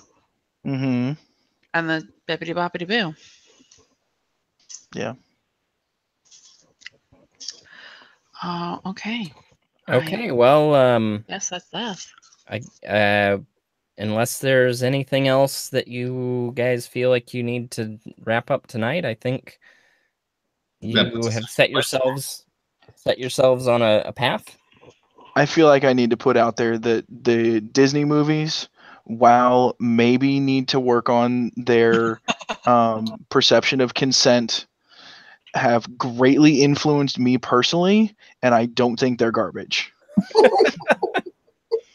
They're definitely not garbage. And they have greatly improved. People don't do that shit anymore in Disney movies for the most part. I mean, unless you're Hans. Or no, what was the other one in Frozen? Yeah, but he was a bad guy. Well, yeah, but yeah, I mean, I guess that's fair. He's not the hero of the story. Yeah. Man, that was nice that they finally went and said, "Hey, let's not make the prince all princey." I liked that. Let's not make him, Central European 14th century moral standards. Yeah. Frozen. Obviously, the hero of that movie was Olaf. Just Olaf. that damn snowman, was that Olaf? I'll have you know that it is technically Pixar and not Disney, but the other day I test drove a bright blue Escape because I was like, maybe I need a new car. It's going to have to happen soon. And Did it have a lower back tattoo? It did not. But I was like, I'm not gonna get it. Like my friend Nicole was in the car, and I was like, I'm not gonna get it. Like they're asking too much to police this car. It's not that great. Like it's a good car, but it wasn't that great. And then she was like, but if you did get it, you'd have to name it Dory because it's bright blue and it's spelled just like Escape. And I was like, I really am considering leasing this car now that you said That's what pushed you over the edge? Yeah, I was like, that is the most amazing name for a car that I've ever heard, and I want it. I thought you were talking about the Porsche from Cars. No, yeah, that. You're right. There's a little ink back there. Oh, this thing. Oh no. Yeah, exactly. Also, good movie. Yeah. Just the one, though. Yeah. Yeah. So, oh wow. So now we just have to time hop.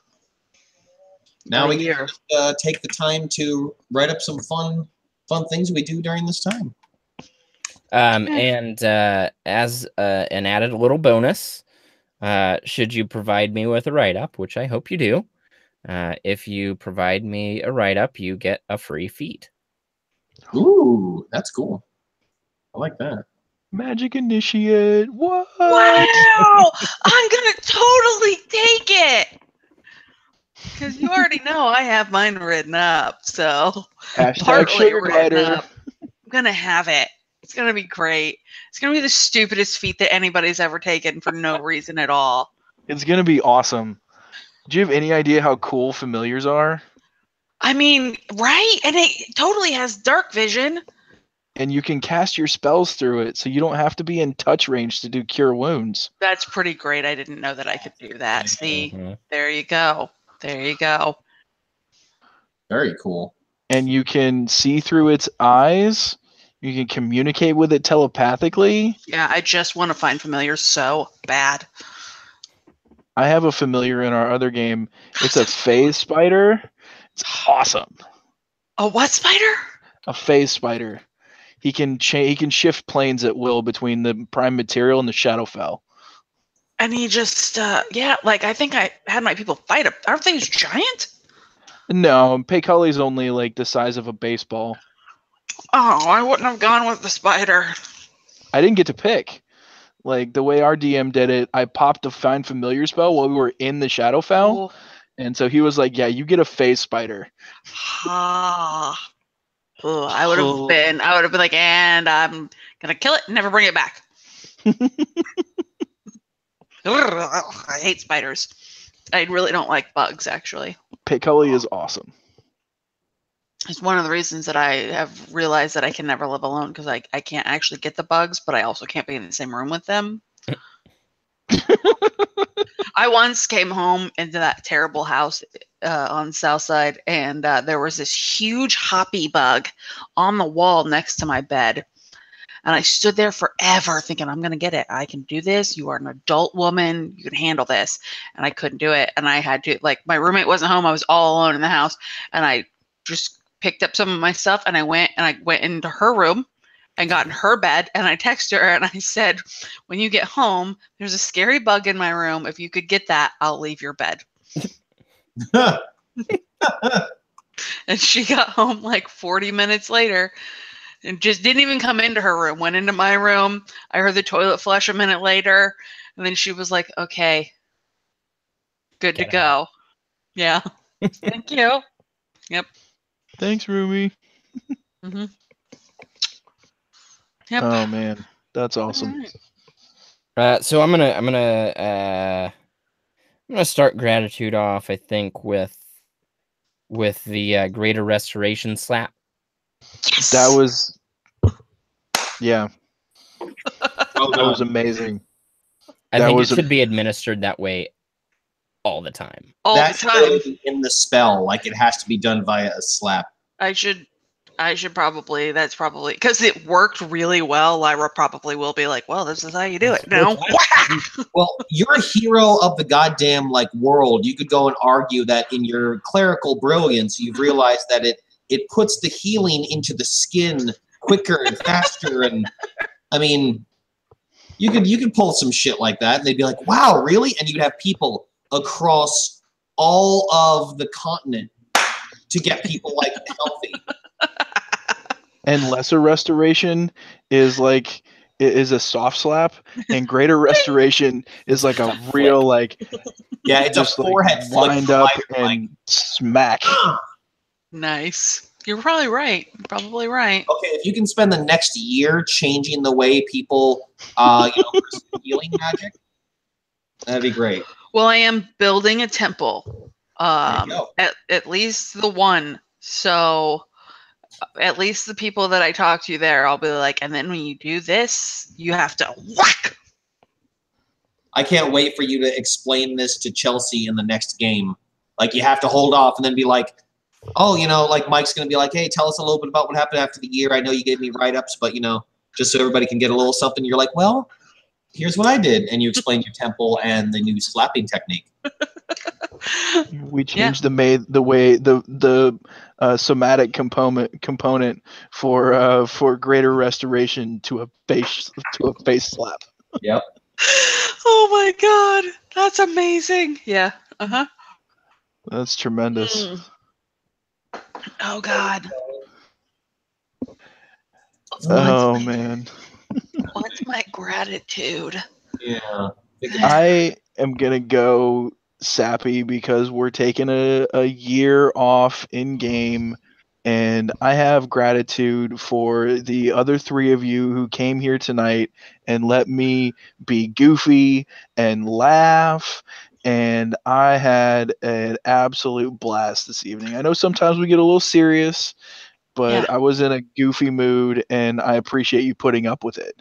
No, we gotta have some tangents, Shit has to get done, but tangents must happen. It's the nature of this team.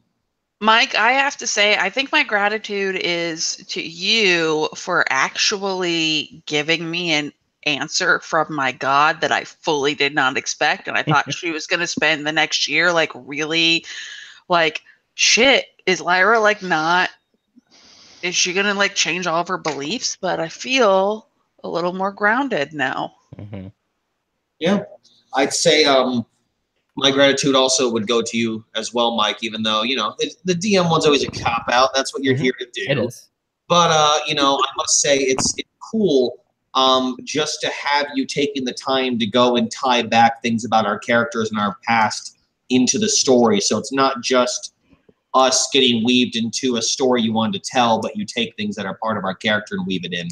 So it's outstanding that at this point, I've been reunited with somebody that I haven't seen since before this campaign started. And, I'll have a chance to, maybe put the S-Wins back together as a family. It's a cool little side thing that'll be a part of my year that I hadn't originally thought of because I wasn't thinking about that. So thank you. I'm super pumped to go do my write-up now. I have all these thoughts. Love the idea of let's take a year off, tell me what happens, and then we're not really starting a new campaign, but I almost feel like we are because we don't know how this stuff's gonna come back, but we already killed the evil thing, so we're super powerful, but we still have some huge bridges to cross. Yep, there are still some huge threats out there. I agree. Mike, do you want us just to give you a write-up, or are we supposed to put them in the on Obsidian Portal, or? I mean, whatever you're comfortable with. You can just send them directly to me. If you want to post them on Obsidian Portal, you can. But whatever is easiest for you. And also during the writing, if you ever need to bounce an idea off me to see if it's okay, I'm sure it probably will be. But if for whatever reason you want to bounce an idea off of me, feel free. Okay. I guess I should at least just let Gale know that I'm going to be pestering him for the next year multiple times a day. Yeah. And like I said earlier, I encourage you guys to talk about it amongst yourselves. And if you want kind of, have some continuity between what you're all doing. If your plans include someone else, you might want to talk to them about it. Yeah, I think that's a good suggestion. Yeah, absolutely. Lyra still wants to go to the Feywild, putting it out there. Yeah, and Sunshine definitely wanted to go with you, right? I think more as a babysitter, but probably, yeah. That's I personally envision the wedding occurring there. It's the most beautiful thing. That is a genius move. I mean, I'm going to offer my services as a minstrel and a singer at the wedding. I could perform the ceremony, but she said she wants me in it, so she'll have to really get with them on that. I know that Rick is not the best singer, but Marcus is a It's baller at that shit. beautiful. You just have like your lute out. Just I can't. I Wait would for even learn how to play the lute. Like right now, I'm not proficient in the lute. I don't think. All right. As part of your next year, you better learn the lute. I feel like learning to play a new instrument is probably good. Yeah, I have The way to pass the um, time. You know. the traveling harp, the bongo drums, and the panpipes are my Oh, instruments. fucking harp, man! Wedding. Yeah, traveler's harp's not really like a full stand-up harp. It's more like for like accompanying singing more than anything. You I don't can know. sing and play it. Yeah, but I could totally learn how to play the lute. Yeah, and like little things like that. If you want during the year to become proficient in the lute, I'd say that's totally reasonable. Yeah. Right. I mean, it would just be for the wedding. Yeah, I mean, if proficient enough for a wedding, then I'd let you use it. I have a question. I have a brewer's kit that I've never used. Mm-hmm. How does that work? Like, can Lyra just be like, "You guys want some beer? I can make some ale." Does it like? Does she have to distill it somewhere? Yeah, I mean, it takes time to make beer, no matter what, because fermentation takes time. Can I open a brewery In your Duncaster? temple. Yes. Your god is a pretty chill god. She's Well, super and chill. That's why she's, you know. the What's up? ones that invented beer were Or monk. Catholic monks in Germany, so Oh, yeah. it totally makes sense. It's going in the write up. I'm super pumped about this. You have to name your brew. I mean, we need another brew or another beverage in the world aside from Forloth and Feywild. Yeah. That's True. true. Because that stuff makes you trip balls, doesn't it? Yeah, it does. It does. It Mhm. makes you see scary things. Is what it does. Yeah, that doesn't sound fun. I want like some like normal middle of the road like sipping ale. Get like a good ale, a good mead. I'm gonna work on names. You're right. This is obviously the brewery will be next door. These are going to be some of those details that you leave in the backstory for Mike without like announcing to the whole group. And we're going to like gather in a bar before we go and do something. And Mike's going to be like the bartender recognizing, one of you guys brings over a bunch of, like beer mugs. It's a beer that you've known has become popular lately. And Lyra's like, oh, wow, they brought me my beer. What do you mean? Like one for you? No, my beer. I made this. I made this. This is my brew. Holy shit, I've been drinking this stuff. It's so popular over in Egrindon for the last 6 months. Like it just suddenly becomes a little story, little fluff piece. Yeah. Oh my god. We also have to come up with a name for ourselves. I feel like Marcus is gonna go get some ink. Like I feel like that's gonna happen. You're just gonna Very come back with cats? Very sailor-like.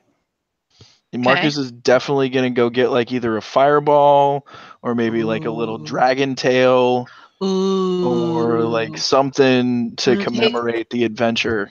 Take Riley with you. She would totally want a dragon tattoo. She would literally be the girl with a dragon tattoo. Right? Oh, there are so many plans. It's amazing. I can't wait for my write-up. You guys, this has seriously been so much fun. Yeah. I'm never going to want to let go of this character. One day. Let you Yeah. go. Say All right, then. That sounds good to me, then, guys. What'd you say? I just mumble rickrolled you. Damn it. You did. Oh, fuck me. on that note. Yes. Yeah. On that note, have a wonderful night or morning for you guys. Rest of your morning. Yes, That I'm is, going I'm to gonna bed. go to bed. Sleep time. Good night. Good night. Good night.